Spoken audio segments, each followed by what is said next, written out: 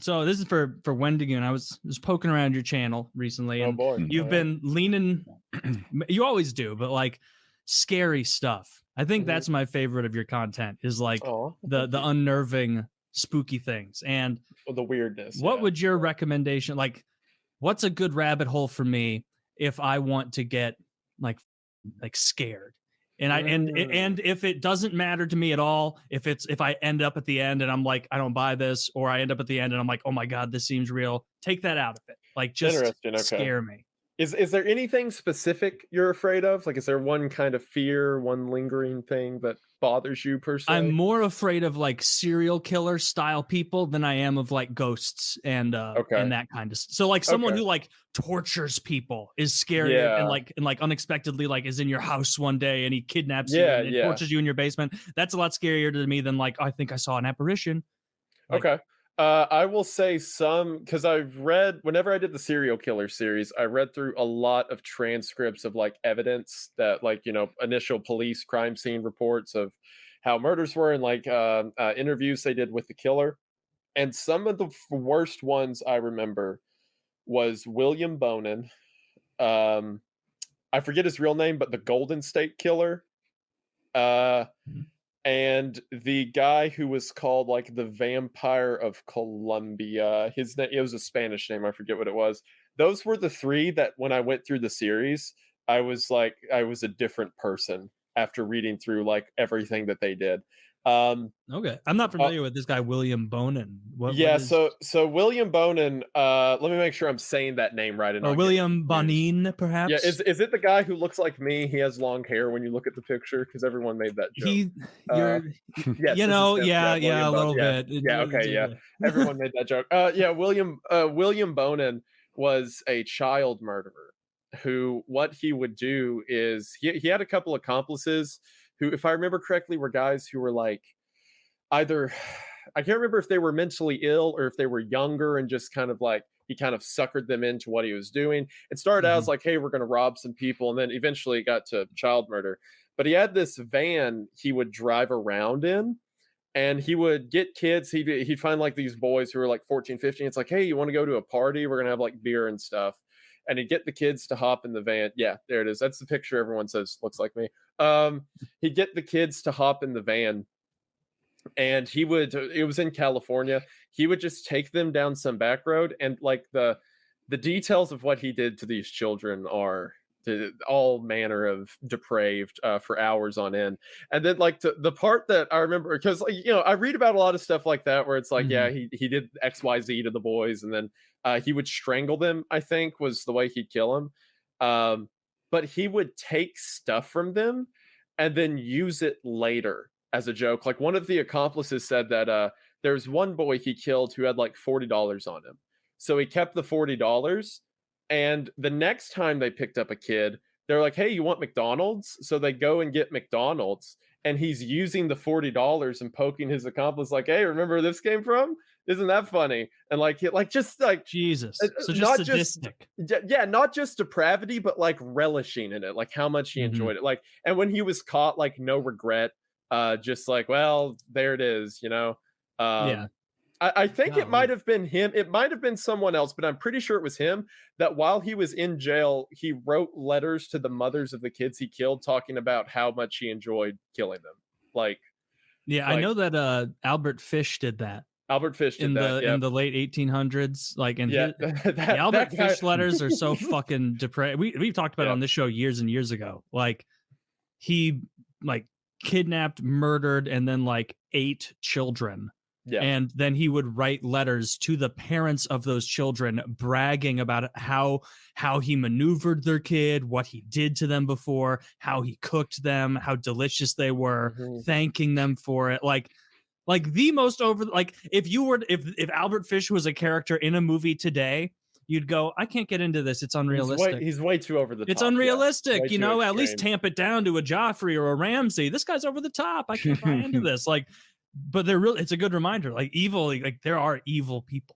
Like there are people who not only are indifferent, but they get off on harming others. That guy, Albert Fish, he was so messed up that when he was in court, he asked to be executed by guillotine because he said if he was able to hear the blood rush from his neck for a split second when it happened, that would be the best pleasure he could ever experience.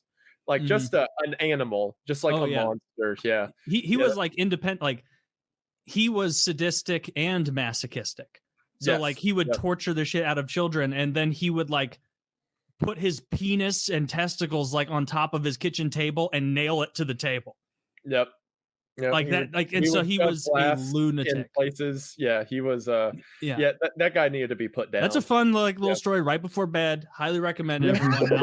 Albert Fish. Look into him. Read the Albert Fish letter. It's reprehensible.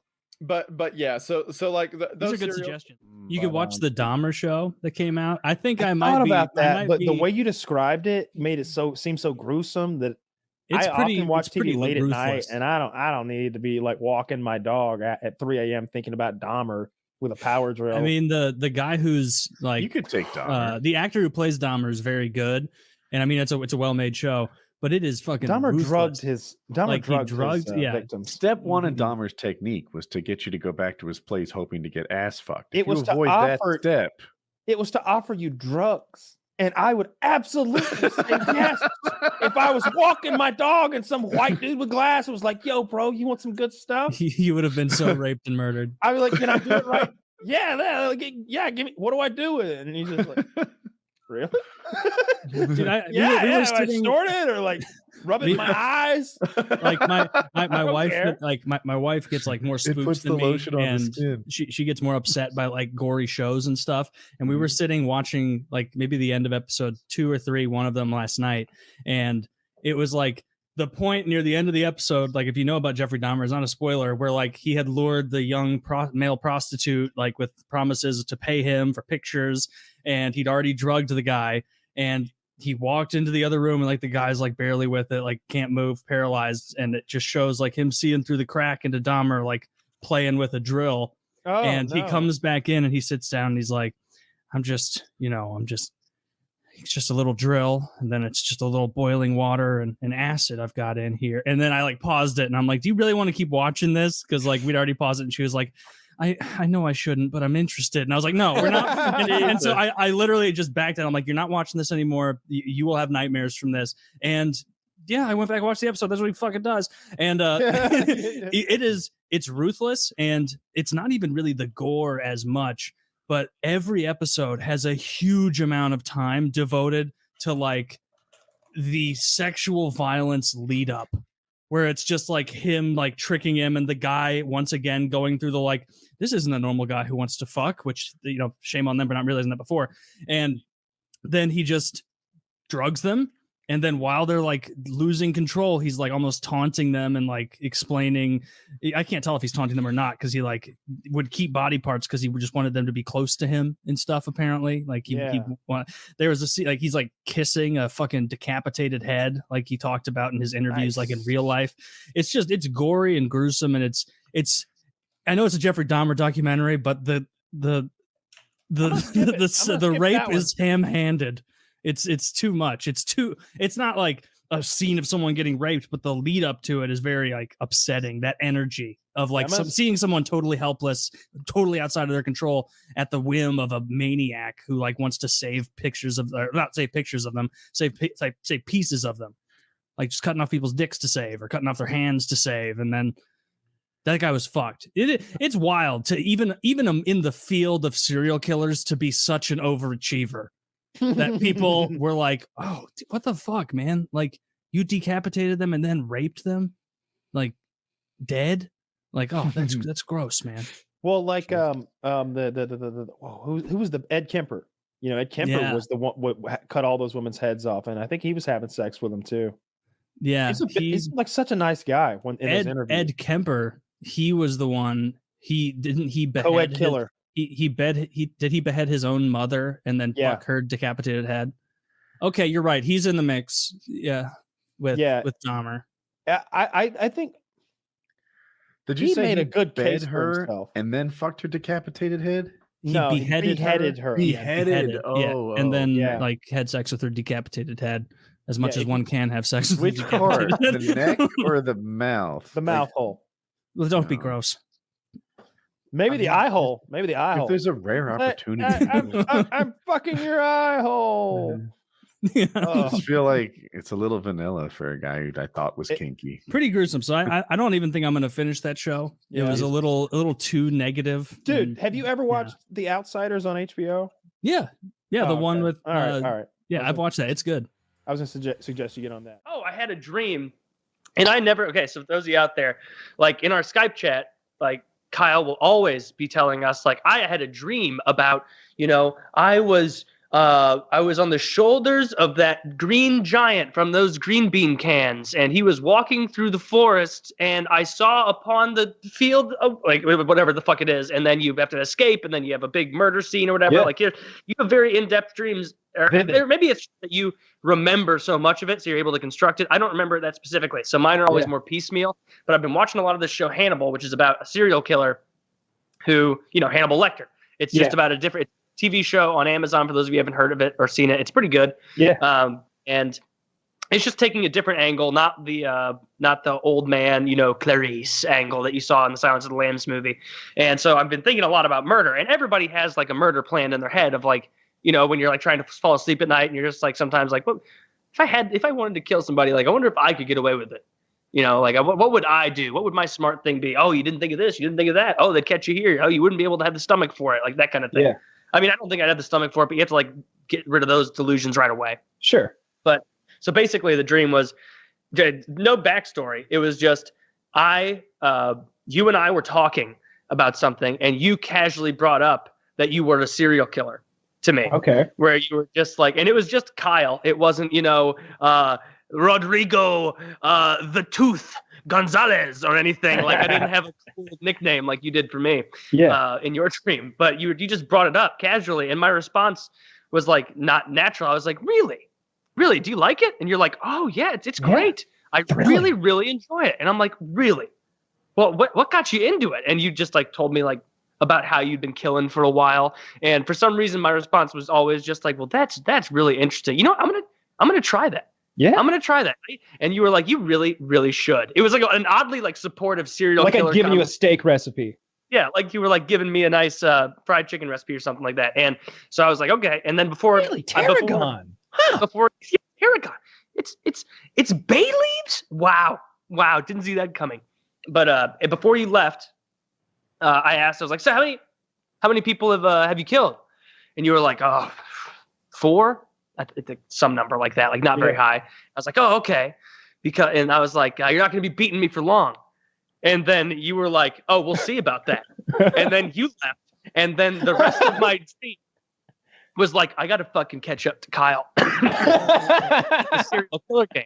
And so like I don't have the dream, details of you like in a straight line. And so then it just became like a random series of me like finding people, killing them or shooting them or something, and bringing them back to my place and just leaving the body there. But I wanted to catch up to you really quickly. And so I just like, I murdered someone, just hid the body in my apartment, went out, murdered someone else, brought him back in, hid the body in the apartment. Yeah, I did that like 5 or 6 people. And then like I got back and I was like, oh no, I've got like 6 full bodies. Like I skipped all the steps I was supposed to of like hiding it. I just killed a bunch of people. Like I'm probably ahead of Kyle though now. And then you showed back up at my place and you were like, what have you done? I was like, what? And you're like, I was joking. And I was like, oh, what? And then I was like, but dude, I'm not joking. There's a bunch of bodies here. We gotta help hide these bodies. And then you went so quickly from like from saying you were joking to being like, all right, I'll help you hide the bodies. Just immediately cool with it. And so the rest of it was just that's where the dream like went off the rails a little bit. I don't remember women or were they women? Were they men? Were they white? I genuinely don't remember the specifics. I think they were all like just white people. Yeah. And women, I don't remember.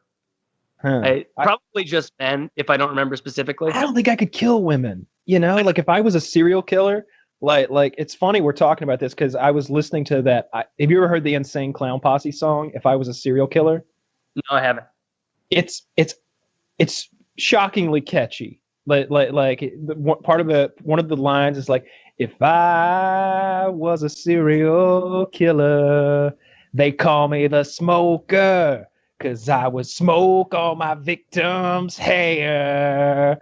And like, that's such a bizarre thing. I'm just imagining him shaving dead people's heads and like fucking smoking hair. Like it's pretty catchy, and he's actually got a decent voice. And then the other guy starts rapping, of course, if I was a serial killer, and no, I'm not, but if I was, it's a good song. Like when I left, you were talking about cooking, and when I came back, you were kind of talking about cooking, just in a cannibalistic way. We're on to serial killers now, and and how we would do it, I guess. But I can't give away my plans. What were you saying, Kyle, about the killer thing? I was talking about smoking people's hair. You were comparing something to that song, and then you started singing it, and I think you got off track. I don't know, but I don't think I would want to help you to spot 6 bodies. Like 6 bodies is just. You told me that you'd killed 4 people, and so I had to catch up in my dream. I had a dream where Kyle told me he was a serial killer. I was like, I'm going to get into that too. And so then I started killing people, and then Kyle came back and was like, I was joking. And I'm like, oh, but I killed 6 people. I need help get rid of these bodies. And then Kyle was like, okay, I'll help you get rid of the bodies. And then that's like the dream like goes off into the weeds where I don't remember how we got rid of it. No, I would not eat any of them. That sounds disgusting. Why does it sound disgusting though? Because all right, so the killing part sounds terrible. That's abhorrent. But I really honestly have no issue with cannibalism. I would totally eat some people. It's the Native American Indian philosophy, right? Like it's okay so long as you use the whole body. Yeah, nothing goes to waste. Nothing goes to waste. I'll make plumbing putty out of their bones. You know, I'll make pillow stuffing from their hair. Yeah, we can come up with something for everything, right? Like make what some. Would you keep?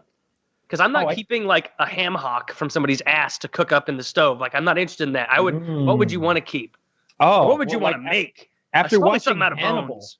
The way he took that thigh and wrapped it in some sort of bacon or something. He salted it and he wrapped it in bacon, and then he put it in that clay. Oh, yeah, he put prosciutto all over it, and then prosciutto. Yeah, and then he baked it inside of clay to keep it succulent. And then he's smashing it open and serving it. It looked wonderful. The heart pate didn't do much for me. I don't like pate. I don't like pate either. I don't want to eat tongues either. That doesn't sound very appetizing. But any of the muscly groups. I don't want the organ meat. We went over this on PKN, but I like actual meats, especially if I like slow cooker stuff.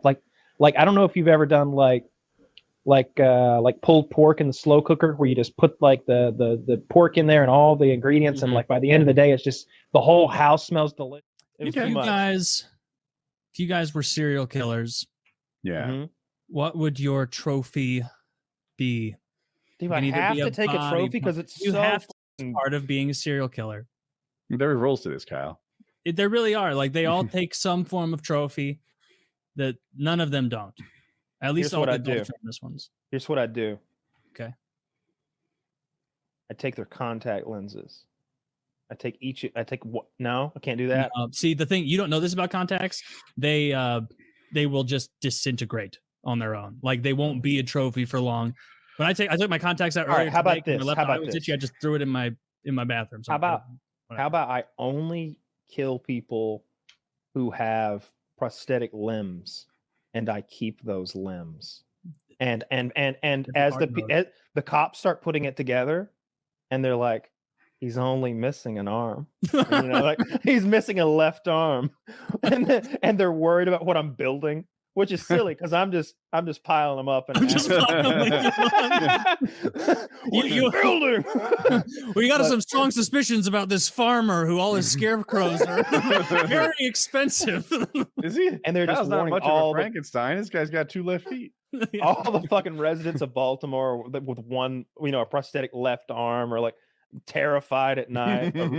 But that's when I pivot to sexy college chicks and just leave all that would behind. Be tough. Because that's almost hard mode serial killing, because very quickly they're going to be look for people with missing limbs, because he clearly likes that. Second graders have that pattern recognition. Yeah, that'd be hard mode. And it's a big. Well, I mean, I have all my limbs. No. We're saying that we're like, it's going to be tough because by the time your second victim gets announced, everyone with a prosthetic limb staying inside or being a hyper vigilant, getting armed. Oh, they won't be out running around like normal, huh? Like if you're, I'm gonna wait outside the VFW for like my first one. I'm outside the VFW waiting on one of those poor rat guys to come out, all disappointed with his service, taking him out right away. But hey, buddy, it went poorly in there, huh? Yeah, free college wasn't worth it, was it? You want to go get a drink with me? Next thing you know, gone. Right? Like, so now I got a right arm. you're hunting people already in a terrible spot in life. Then the next one, I'm gonna look for one of those Japanese chicks who has like a really expensive like left leg, the ones that can sense warmth. You are cold. Specific. I want some very. I mean, look, you asked for this. Yeah, I'm interested. I feel like you're getting so specific. You're like a serial killer who doesn't want to commit. We're like, yeah, I love killing. I'm going to start as soon as I find a coven of footless women. Like, there's places you could go. Like I said, the VFW I feel like would be a great place. It's low hanging fruit to say IHOP. Where else would you go to find people with artificial limbs? I will say this: it's cheating. Paralympics. You're right, because they're all there up here. Just everywhere else is a. You show up mess. on the wrong day. You see like a bunch of Down syndrome guys lining up for the 100-meter dash, and you're like, "Fuck!" I have to wait till next year for my. Then I got to pivot, start taking those little fuckers out. No, the thing about serial killers is I don't feel like I feel like most of them have an MO, right? They wouldn't, like, if Jeffrey Dahmer couldn't find a gay guy to kill, he wasn't suddenly like, I just got to kill someone then. Yeah. He was like, no, I'm doubly wanting to kill. I find it interesting that they so rarely go outside their own race. You know, that black folks kill black folks and white folks kill white folks primarily. Now, Jeffrey Dahmer's a clear outlier there, but part of his thing was a sexual proclivity, and he liked those. Yeah, and it's probably I think he's just looking for different flavors. Based. Like, yeah, just where the serial killers probably tend to kill people who they're closest to. No. Well, I mean, that might be true, but I think that like serial killers in general like stay within their race. I think that's like a known thing. Yeah, it's very rare for. That's what I mean though. It's like if there's a serial killer in downtown Baltimore, like it's black people there. So like it's a lot more racially diverse there. But I was reading something the other day that at some point it was like 92% black in Baltimore. Like, holy shit, how's that possible? It's a lot. Maybe the 80s. High percentage. Jesus fuck Christ. Oh, I've been watching true crime shit, and I saw one today. This lady murdered her 2 children so that she'd have more time to fuck her dog. The fact that you're watching true crimes makes you a little bit woman. I don't know what kind of immediately. I'm so glad we're on the same page here, Woody. No straight man I know watches true crime. That is totally chick. Yeah. What is true crime? Maybe I don't understand. I'm sure it's a lot of fun. You put your robe on and you sashay into the kitchen to get your popcorn, and then you come back out and throw your feet under you like that. I don't understand. I don't understand what true crime. What makes true crime. So what I'm watching is a documentary about a lady who murdered her children. Is that's the gay part? Yeah. Being into you didn't know this? True crime is like an almost entirely female genre. You don't like watching like interrogation videos and police investigations? Like this is more like the first. Okay, you'll get me on this. The actual interrogation. I went through a phase a couple years ago where I found a YouTube channel that it was literally just like unedited 2-3 hour videos or minimally edited. Hour and a half at least. What did you learn from watching the interrogations? I want to hear if your take is the same as mine. I learned that there is a huge gap between detectives rather, who are really, really good at this and ones that are really, really bad at it. Because some of the guys are so natural and like comforting in their presence that even watching it, you're like, man, maybe he is really sympathizing with this they know he's a deviant, like child molester or something. And he does such a good job of being like, they got your burger and they got ketchup on. You know what? Don't even bother eating. Someone else actually went out to grab lunch there a few minutes ago. Let me get that. We'll get your right order. They shift gears right away from if to why. You know what I mean? It's like, it's not if you did it. It's like, look, man, we need to talk about why you did this, because there was an accident, or maybe like she fell, or maybe, you know, you were defending yourself or something like that. Things just got out of hand. That's a different story, Mike. That's a different story entirely. And it's important at this early part that you tell your story, because somebody else is going to run around. They're going to tell all kinds of things, Mike. And right now what they saying, Mike killed her. Mike killed her, cold-blooded. And I don't believe that about you, Mike. I look at you right now. I don't believe that while you eat them French fries. Yeah. Like that guy, like he'll get your confession, because Mike has like a forehead tattoo. It says "loves to kill," and it's like, he's like, Mike, I know they're lying about you, Mike. Yeah, so they're you're absolutely right. There's a huge difference, and the YouTube channel that I've been watching, he'll pause and he'll be like, for some reason, the detective decided to antagonize her at this point instead of like building. Probably not a good idea, as you'll see in just a moment. Yeah, I liked those little interjections. So as well. Taylor's right. There is a wide discrepancy in like how much talent the detectives have. But my takeaway was a little different. It was shut up, Woody, because like I don't care how smart you are, right? You're both very smart guys. But if you entered a guitar playing competition against someone who does this all the time, you would get smashed. Yeah. And while an interview is not quite as fish out of the water as my example, you might not be, well, Kyle might be, but Taylor and I are not prepared to deal with like detectives asking hard questions. Just be quiet.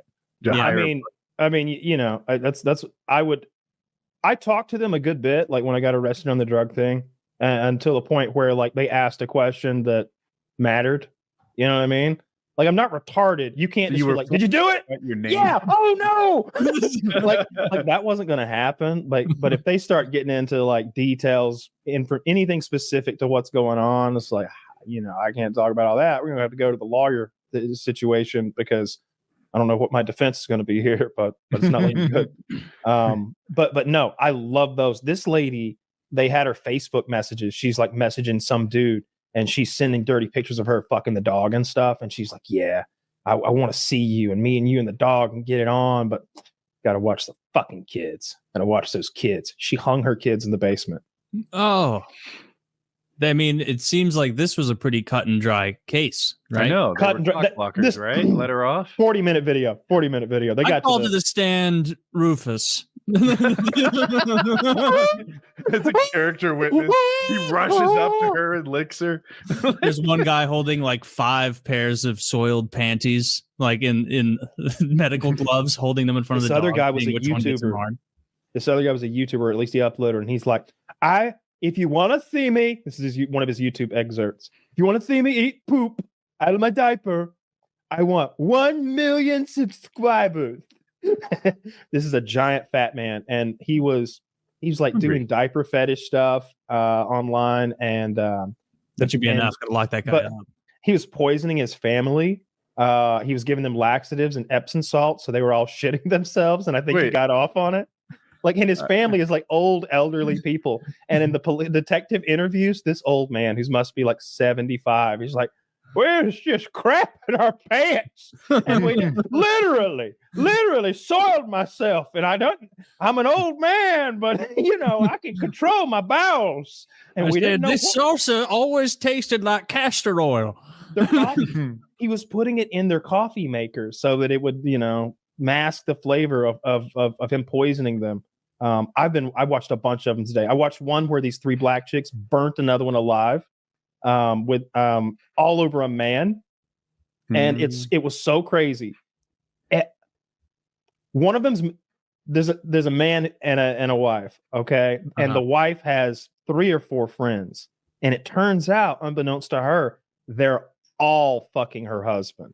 Her husband's fucking them all, but she finds out that one of them in particular has fucked him. She doesn't know about any others. So she gets her other friend who's been fucking him and her 16-year-old daughter, and they jump the other chick, taser, torture her, beat her with a crowbar, take her to a field and set her on fire. And she runs through the woods on fire, makes it to a neighbor's house. And like her last words before they put her under morphine are, it's Brittany, Nicole, and Andrea. And then they put her under the anesthesia and she dies. And they get the guy in the interrogation room, and he's laid back, chilling. He's on his phone with a different woman, completely different woman. He's this guy sounds attractive. He goes, "Yeah, I'm copacetic. I'm laid back, ain't even worried about shit. I'll be out. Yeah, I see." And the detective sitting across from him, like, TikTok, like, dude, he's got his big, like, scary folder unfolded. Mm-hmm. He's got that Trapper Keeper, but like scary men on. He's got that bitch out, and he's like looking at him like, "You about done with your phone call?" And he's just like, "Yeah, hang on now. Let me get off the phone with you. They gonna make me hang." And I'm like, "Dude, I'm nervous for you. Hang up." Yeah, it's like, hang up, idiot. I'm so polite about that I'm like, "Look, gotta let you go. Detective just walked in." Boop. Like, that's how I would have handled it, right? Like, yeah, immediately. He's laid back, and the guy's like, "So, I heard you're having sexual relations with Brittany, Nicole, Andrea, and was that your sugar baby?" He's like, "Nah, that's my kitten." He's got like stupid pet names from all or some shit. He's like, "Yeah, that's old mama right there." He's like, "Well, who you got on the phone?" He's like, "Oh, that's something else right there. That's something else." And the cops are, like you said, they're playing along with it. He's like, "How you do that? You must be slick with it. Cause like me and Dave here, we'd lose our boats, our houses, and our cars if we tried to pull that shit." And he's like, "Yeah, just doing my thing." And it was like, oh my God, he was the only innocent one. He had nothing to do with burning that poor woman alive. He was just fucking everybody in the whole trailer park. I don't know if innocent's the first word I'd pick, but innocent of murder. Very related to. She's on death row in Florida right now. The one who did that stuff. Yeah, those are finished DeSantis. This I heard, isn't abortion going on the ballot in some manner down in Florida soon? It is, yeah. So Florida has some of the tightest abortion laws. And they're going to put it and see if I think maybe the Supreme Court, the Floridian Supreme Court, just ruled in favor of it. The state constitution has a right to privacy, which is sometimes used as an abortion defense, like to make it legal, and that didn't work. So now they're putting it on the ballot, and Democrats feel like this might put Florida in play because even in a conservative state like Florida, abortion is unpopular. So while people might not come out to vote for Joe Biden, they're likely to come out and vote for abortion. And that's a hit on Trump. But I think Trump just wins the state by less. Yeah, I agree with you there because I think nationally, like in just a flat poll, abortion's only ahead by like 2 points. It's like 52. You know, I think like 52% of people think abortion should even be legal at all. And it's not all men. I thought it was way higher, but I'm not sure. I'll Google it. It could have changed. I saw a graph today. The graph wasn't about abortion. It was about a different issue, but I just took note of abortion while I was looking at the graph. So it's possible it's a bit outdated, but I saw 52. It's closer than you'd be led to believe. I think a lot of conservative women are just not down. Conservative women are not cool with it at all. This is Gallup, who I consider to be pretty good. Pro-choice is 52, like Kyle said. But pro-life is 44. It's not 48. So that's 8-point gap. Well, surely there's like some undecideds in there or some people who have like a weird, different viewpoint on it. No opinion was 4%. I can't explain the other 4. Yeah. Just no opinion at all. That's so weird to me. Right? Yeah. Like, how do you not? I have opinion about shits about things that have nothing to do with me and never will. Oh, I make a point. Strong opinions that I can go on and pontificate about for hours. Oh yeah, as you might. Something that's nothing to do with me today. Who knows? Maybe great, maybe bad. We need to have the same sort of standard for murderers. A serial killer in 1895 who kills 110 people or whatever, like Albert Fish, is not correcting for the era. It's not as impressive as like a 20 kill serial killer in the 80s or 90s, and certainly not as impressive as like a 15 kill serial killer now, because there's satellites. There's dude in the 1890s, you could kill someone and be like, try and catch me, and like run away. So what you're saying is their ability to get away with it. Yes, it's less impressive. Bonnie and Clyde was the 1920s, 30s. Okay, I'll go with you. I'm not sure. And they did this thing where they would like go near several state lines and just crisscross. So they like commit a murder in Oklahoma, go to Texas. Commit a murder in Texas, like go to, I don't know, whatever the hell is also Louisiana. And then they'd head up Colorado. to Kansas is where I'm going for, just by Oklahoma. And they were able to like dodge the police just by like staying near state lines. It was like Dukes of Hazzard's bullshit. I don't think that flies now. Not Hell at all. no. Yeah. Well, it does fly now. The thing is, there's DNA. They've got the other guys waiting on you, and they got the intersectional people on the case too. Like if you get in a high-speed chase, you're headed toward Georgia, right?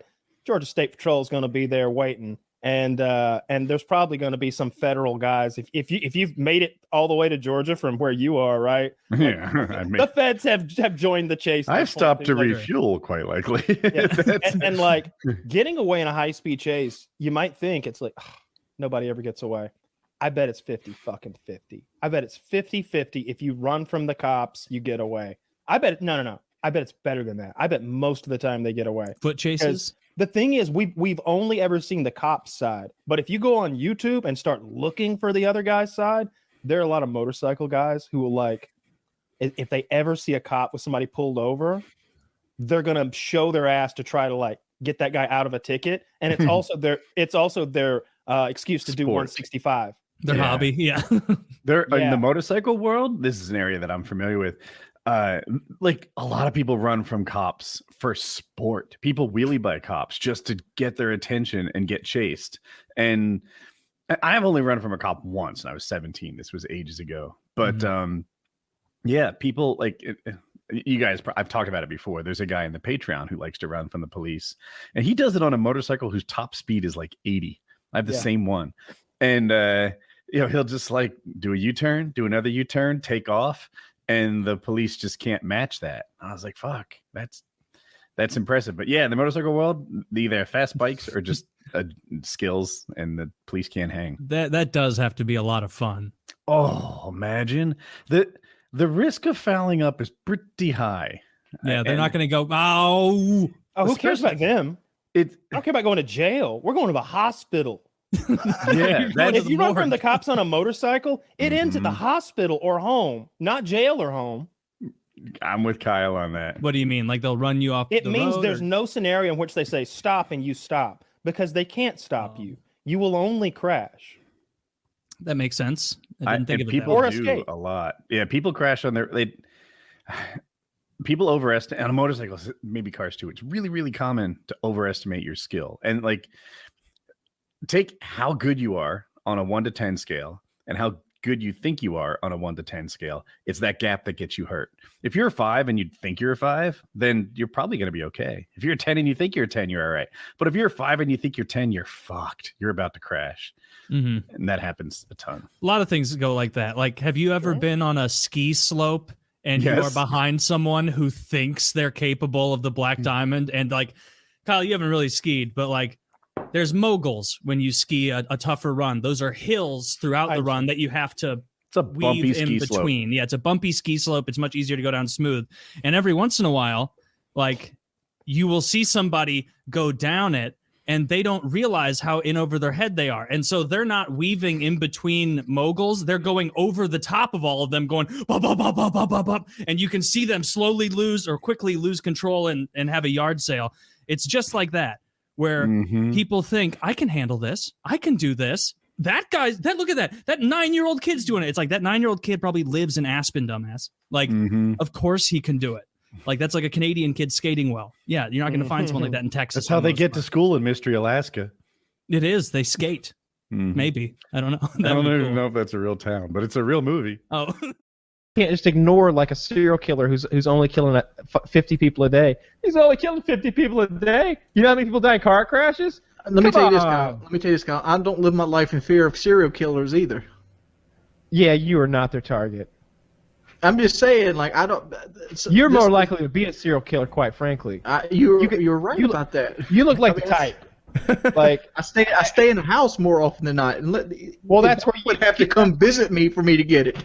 That would be your MO. See, your thing would be that you like ordered stuff on Craigslist, like you had people come to your home and then you bashed them over the head with a hammer. Like, it would be something like that. You'd be like the Craigslist ham burglar or something. Like, you'd be bashing people over the head with hammers. That'd be your thing. You'd have like a line of skulls on your like cupboard, like all with like a hole in it. Hammer's too messy, Kyle. I'm not that good at cleaning. Well, what would you use then?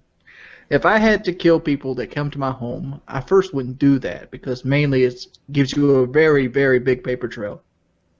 Hey, where was the last place he went? Oh, he went to that Jordan household over there. Maybe we should go there.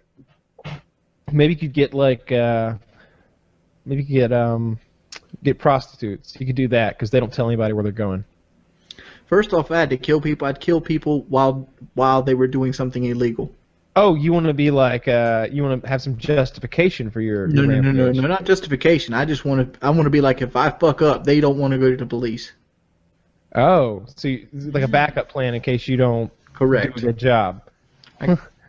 What's the question here? Sorry, I got kicked out for. I think it's if Wings were a serial killer, like his MO.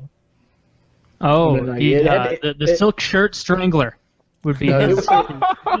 Silk pants. That'd be a good one. Still got me a pair of silk pants. It was a good pants. If you feel like walking around like a sultan. They feel great, dude. They feel No, wonderful. I believe you. I have some silk boxers. They're great. As long as you don't get even the slightest bit moist or Correct. sweaty. Water is your enemy. I had silk boxers in high school. Down there, and it just wicks up like a big wad of nothing and wet nastiness. I had silk boxers in high school, and the slippery thing was a turn-on for me, and it caused more erection issues than any other pair of underwear I had. It was just. So you'd be sitting I had the in same class, like scooting back and forth, using them. I would be walking to class, and it was like, this feels overly good. I have a problem.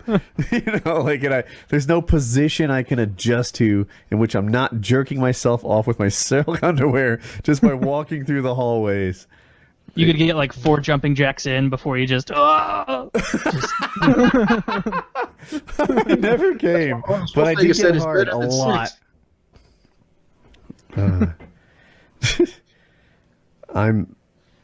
Yeah. But anyway, Wings, what was your? You were saying that you would kill people, but you'd want them to be so afraid of the prospect of you finding out that they reported you for it that they wouldn't. So basically, you just be like the Penguin and Batman. Correct. Superman, whoever he's from. You'd have to do it like that. I mean, like I'd want a fallback plan in case I couldn't uphold my end of the bargain. How would you actually like kill them? I'd have to think about that for a minute. I mean, I'd want to do a way that's not messy. Like I wouldn't want to do anything like blunt force trauma. What if you had a dart gun? What if you had a dart gun with poison in it? I could do it, like one of those like rifles that they use to tranquilize elephants and shit, and just overdose them.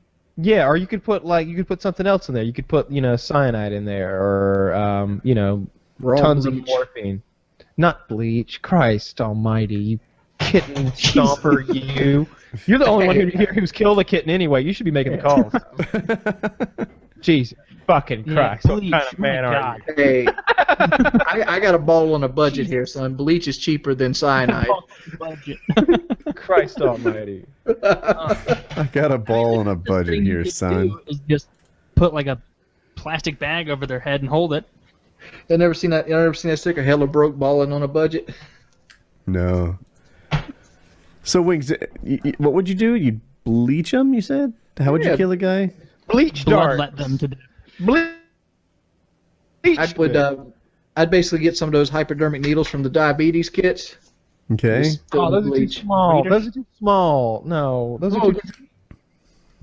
Well, get something else. Damn, it doesn't matter. I would try to keep. The whole idea was like I wouldn't do blunt force trauma or any kind of bleeding. I wouldn't want to get blood anywhere because that just makes it more messy and more to get it cover up. Yeah, you want to get one of those dart guns, and the way they work, they got a blank cartridge in it, like a blank gun cartridge, and when it hits the animal and the dart goes into the animal, it fires the blank cartridge off, and it uses that force to force a plunger forward, ramming all of the liquid that you've stored inside the dart in through the syringe and into the animal. And let me ask you this, though, Kyle. How would you get one of those without being traced to you? I don't know. Just order it. Like there's not a tracing thing. It's a dart gun. I mean, only a few of those guns back there have anything to trace anything to them. I'm saying, like when you start having dead bodies show up with dart holes in them, they're gonna start like, well, who has a dart gun in the last few years? I mean, lots. How many people kill at once? If I was going to do it, you got to go big. You got to do it big. You got to do it till you get caught. Now, how would you pick your victims? I pick my victims out random mainly because that's the only way you can do it any kind of length of time. You can't have a motive. I guess random would be the way to go. What about like the DC sniper? Remember that guy? Or those guys? Yeah, I think they picked it random, didn't they? Yeah. They went on for a while. Yeah, it went on for weeks. I remember in high school we were talking about that, you know, day and day. We were talking about what kind of rifle he was using, and I was, you know, Bushmaster, wasn't it? It's a Bushmaster. You know, we were all talking about, you know, I had a Bushmaster. I just had gotten it, and I was like, yeah, I've got one of those. That's insane. That's crazy that's going on, and we were shocked by it. You know, this guy was sniping people. For those who don't remember, like, he wounded a lot more than he killed, if I remember correctly. I don't remember the stats. There was a mix, but yeah. He shot a lot of people. Like, Didn't he shoot it through like a hole in the trunk too? Like he laid the back seat down and like laid into the trunk and put the gun through a hole? Close. Yeah. The tail light on the big trunk was, he could remove it, shoot out the tail light, and then just replace it from inside the trunk. Yep. And they were taking turns shooting, I think. It was like an uncle and a nephew. And sounds like a documentary made on these people. I think the kid did most of the shooting. And the uncle was the coach. He kind of trained him to be a killer. Mm-hmm. I don't remember their motivation. The uncle made a really good movie. Yeah, they killed a lot of people. They killed 10 people. They fatally injured 3. Yeah. Oh, I didn't. Wait. Did you say they killed 10 and fatally injured 3? Non-fatal injuries. Oh, okay. Wow. So 13. And does it say Malmo and John Mohammed? Does it say how long it went on for? Like October 2nd, 2002 to October 22nd, 2002. Yeah, so they were killing like a 3 person weeks. every other day. Like every other day they kill somebody, and it was just in the news there. So you can imagine like how crazy it was at the time. They got him February 16th. No, well, shit. Date of attack, February 16th, 2002. They killed Kenya Cook. March 19th, 2002, they killed Jerry Ray Taylor. May 27th, they killed Billy Dillon. I mean, this is confusing because it has a date when it happened, and then they have the deaths over here at the time of the attack. So it looks like it went from February to September, and they killed those 10 people. Oh, maybe that doesn't seem right. It seemed like it was happening like in a lot at the same time. I can give you my source here, and it's Wikipedia. Oh, I don't care either way. I'm just saying, like, it was Beltway crazy sniper time. attacks.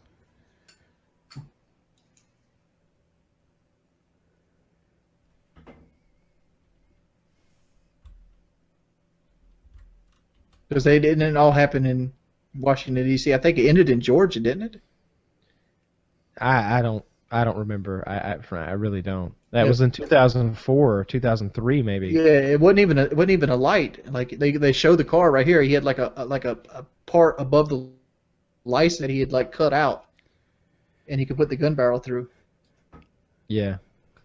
I don't remember what their motivation was. I remember part of the thing was that they had been target practicing and shooting into a stump, and so they had like ballistics from the bullets in the stump. And I remember there was a whole confusion about like for some reason white vans were like, that's what everyone was searching for, a white cargo van, and so like these guys would slip through police nets time and time again because nobody was looking for the sedan they were driving around in.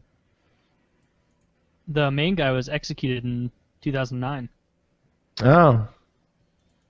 Yeah. I wish they did like a reasoning behind this. Yeah, I don't remember what there they doesn't really seem to be an incentive. I don't remember if that ever came out. Oh, right here, motive.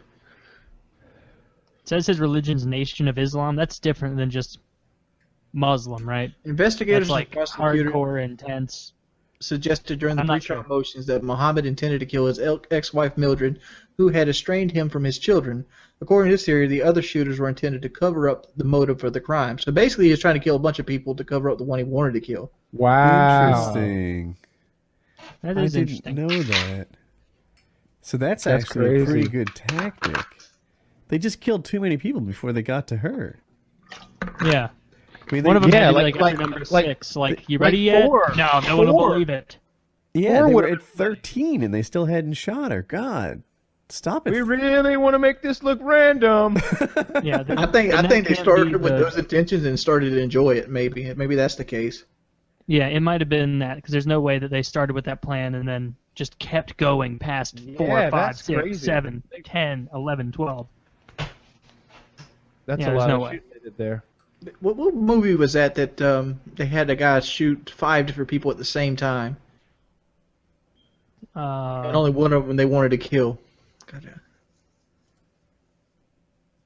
there was a movie. I don't know. There's a scene kind of like that in Breaking Bad.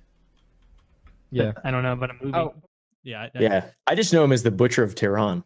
That's all I know him as. That's a good title. That's cool. Man, I want to be the butcher of something. You want to feed people? The Butcher of St. Louis. St. Louis. Active. Man, That's I'd have already competition. That's got to be already taken. Google the Butcher of St. Louis, and That's you the might thing, find yeah. a nice place to get some ribeyes, but you might also find a True. hammer murderer. Yeah, from the 30s. Some 30s hammer murderer. It's a They love story killing people with tradition. hammers. Yeah, Exactly, yeah. That's how we kill people. It's an old Mizzou tradition.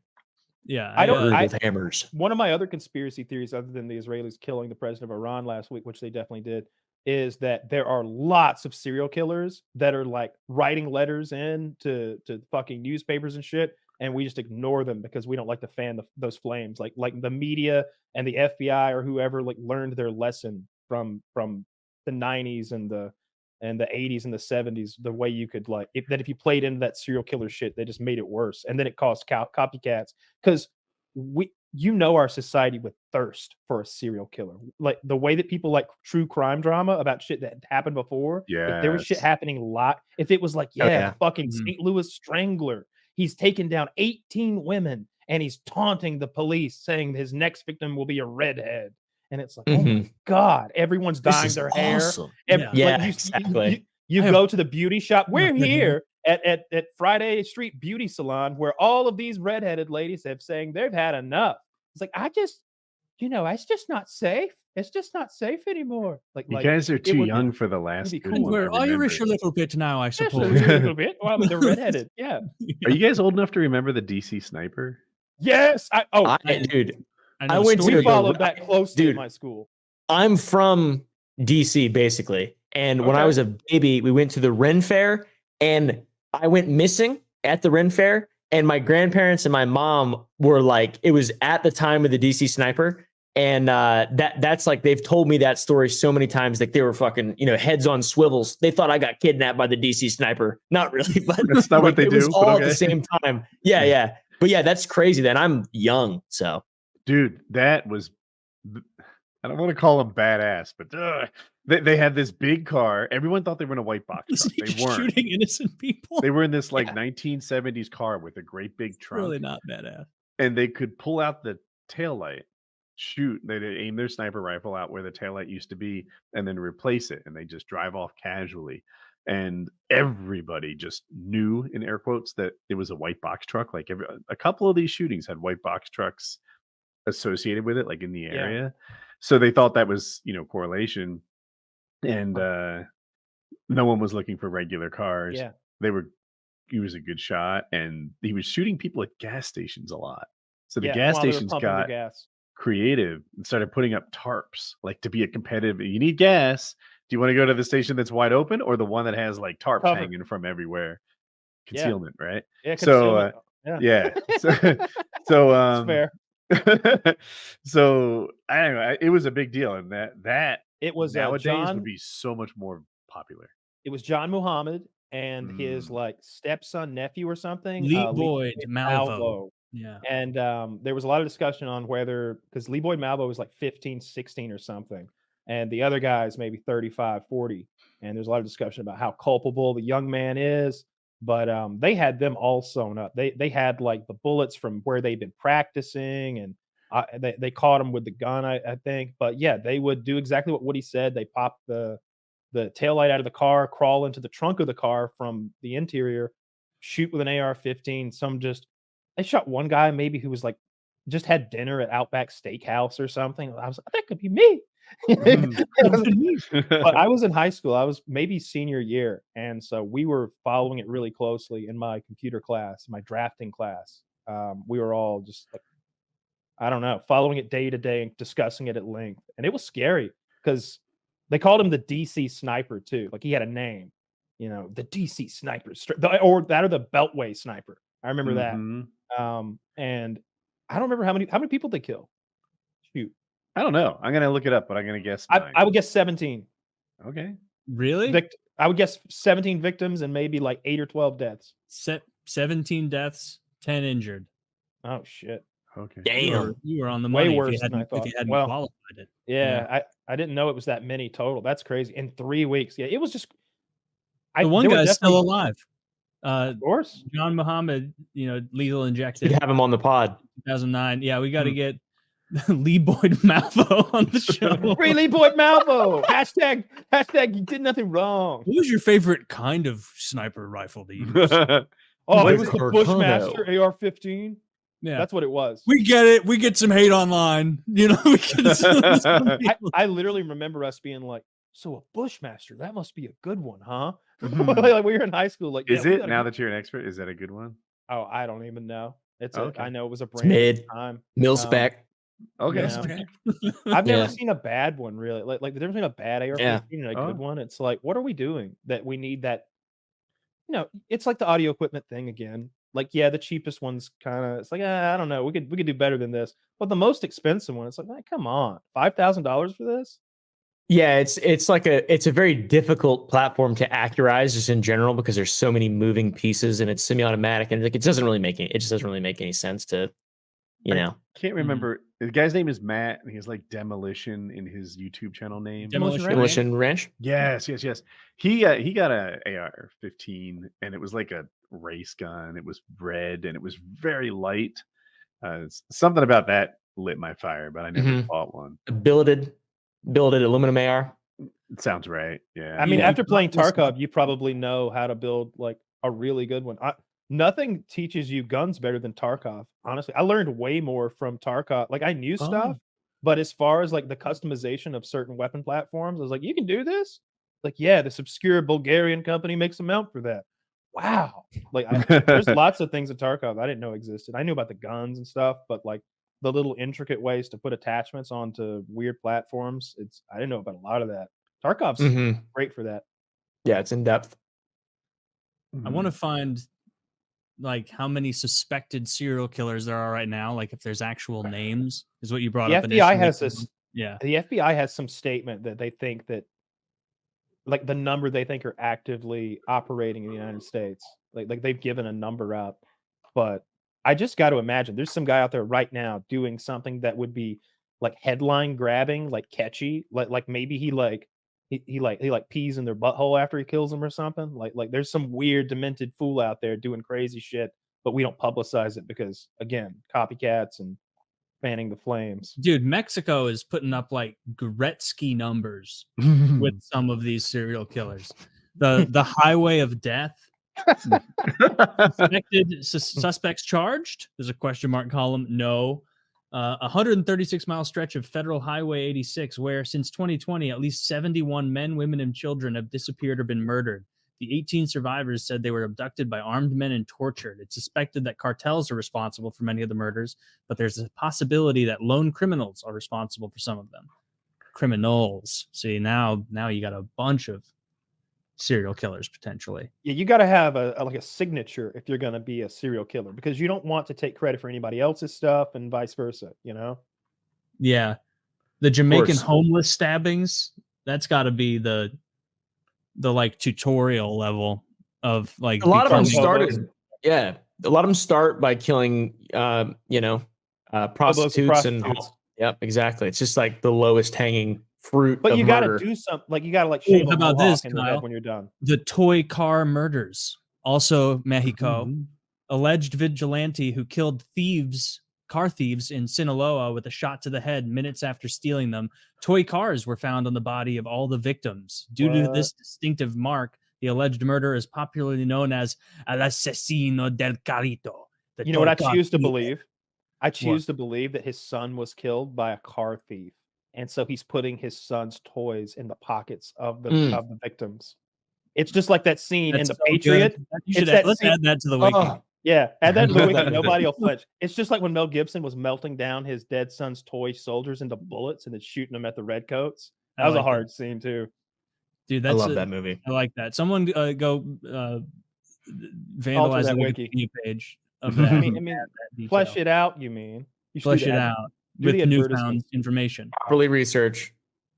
You know, man, that's the best one of these on here by far that I've seen in my 3 seconds of looking. Fuck, there's one right here. The Kansas City and St. Louis shootings. Kansas City just broadly speaking, or he was arrested in general in possession of a gun with ballistics matching the hunt. This guy's just a run-of-the-mill murderer. Yeah, he needs a gimmick. Yeah, you do need a gimmick. Like if you were gonna go and you're like, I just love killing. Like you would want a gimmick. You would want to be able to take credit for yours, and keep score. You know what I would do? I'd go to every state, and on the body, I'd leave one of those commemorative state quarters. Ooh, put it in their mouth. Oh, that's even spookier. Actually, 2 of them on their eyes, like they're having. So they can enter the gate, so they can enter heaven. Yeah, exactly. They can pay Sharon or whatever to go across the river Styx. Chiron from HR. Charon, I think his name is. Yeah. It is Charon. Yeah, that's a good ass story, man. That's Chiron though. Maybe, but either way, I think that would be a pretty like classy, I want to say, way to do it, like with coins. Pretty great. But I gotta say, I think that the American coins are a little folksy, and we want to rise above that. What if you made them yourself, like you were striking coins? I need a fucking hobby. Like, see, that's what you do when you're getting ready for the kill. There's that scene where we slowly move the camera through your house of terror, and you're playing rock music while you make these coins. You're minting them. You're smelting. You're smelting the jewelry of your victims to make the coin. They're calling him the St. Louis smelter. Yeah. Rumor is he dealt it.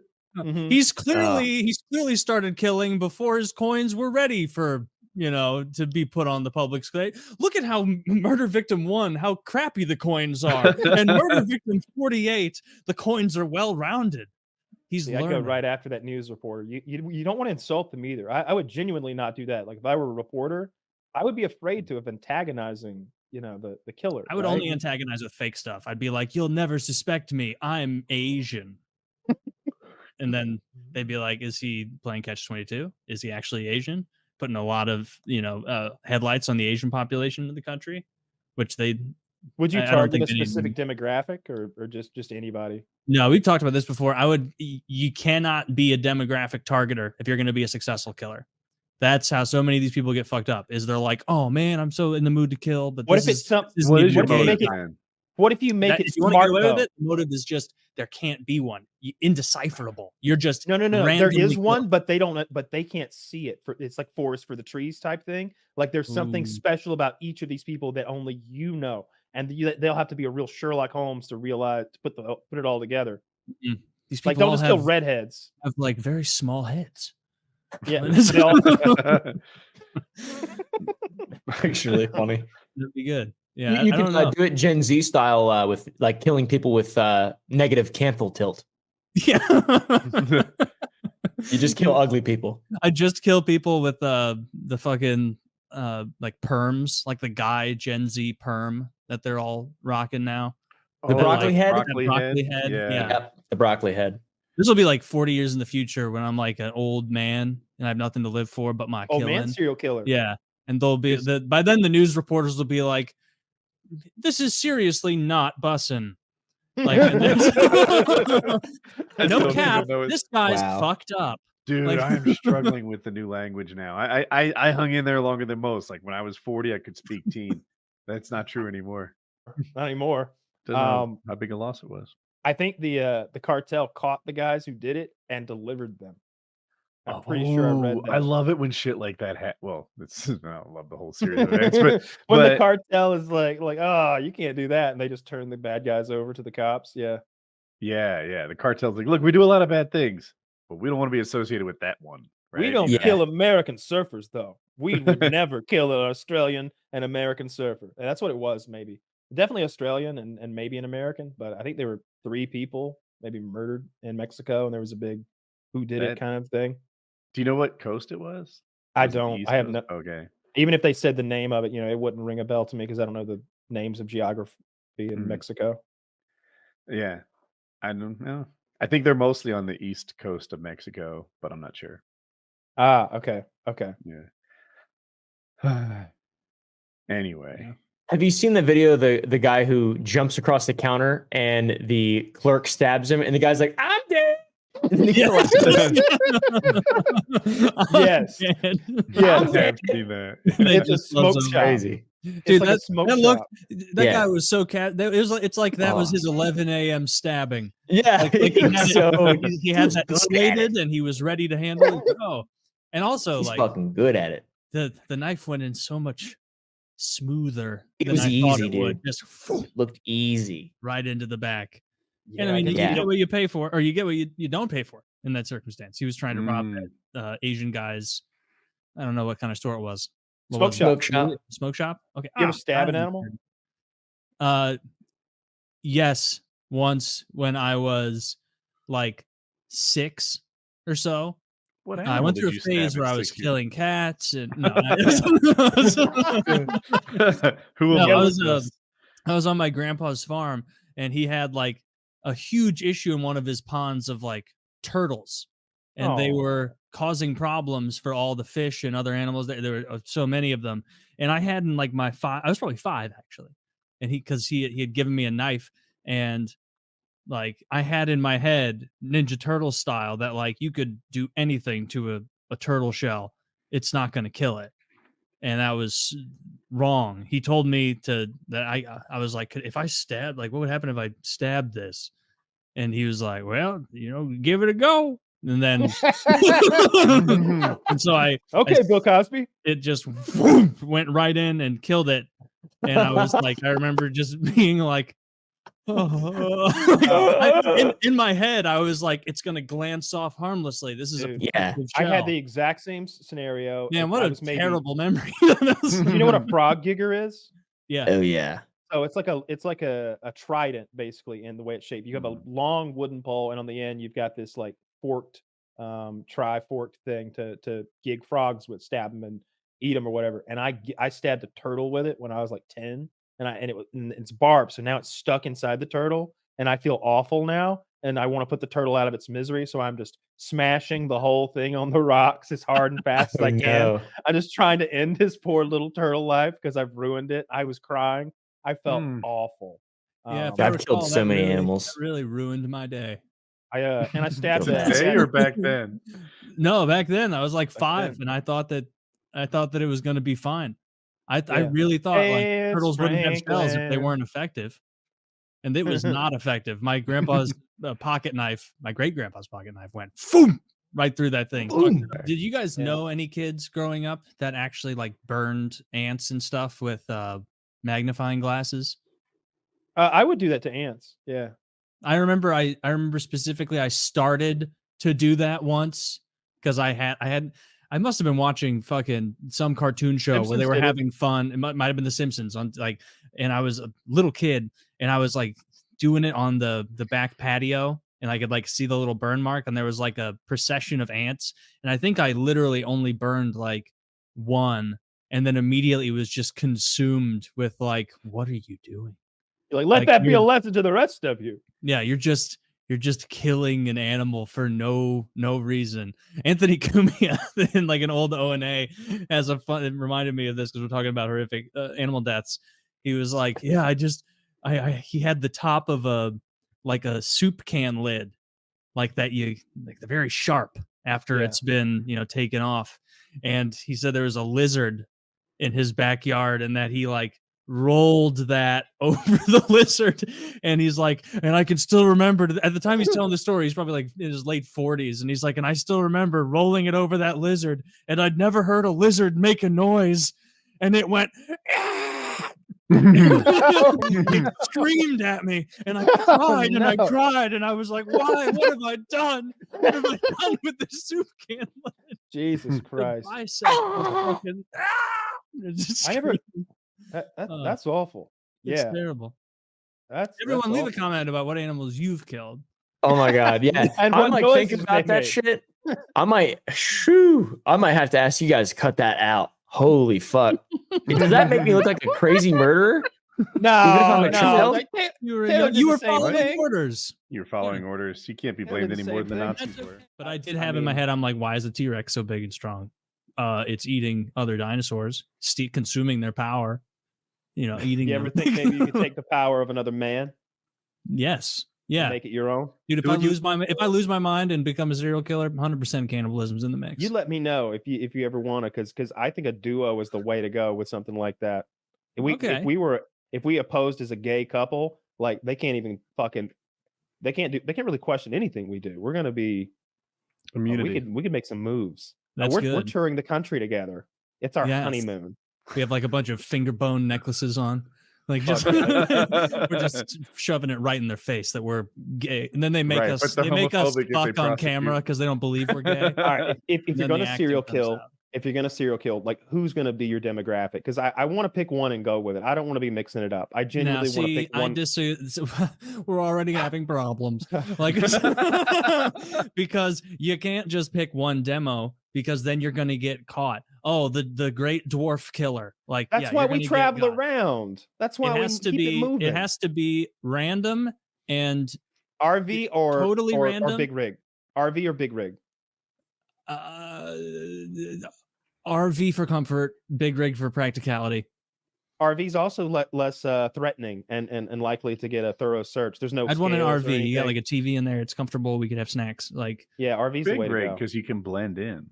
Right, RVs is not that many on the road. We don't want to blend in. We want to be unassuming. We want you to come and you want to come hang out with us tonight. We're gonna play Magic the Gathering. You've never played? Yeah, bring your girlfriend.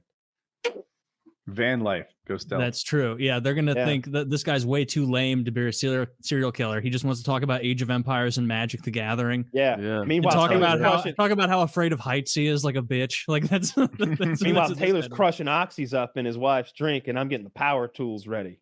Mm-hmm. Fuck yeah. We're putting up a shelf. I would kill illegal immigrant Guatemalan men because what are they gonna do? What are they gonna do? Yeah, but see, you segment yourself too specific there, and now you're gonna be 8 kills in, and you're gonna be driving around going, for the love of God, where's my illegal immigrants don't call the cops, just saying. Yeah, that's my tactic. Yeah, but homeless people would be. I feel like a lot of the most prolific serial killers padded their numbers with homeless people a good bit. I'm gonna be real. I don't want to kill minorities. I'm just saying it. You got to kill white people. Yeah. You can't be some hoity-toity. I only kill one kind of person. You're not You're not Batman. We're bad people in this scenario. We're murderers, and if we're that's why I want to and take the top spot from whoever has it, Albert Fish or whatever, then we're gonna have to throw a broad net.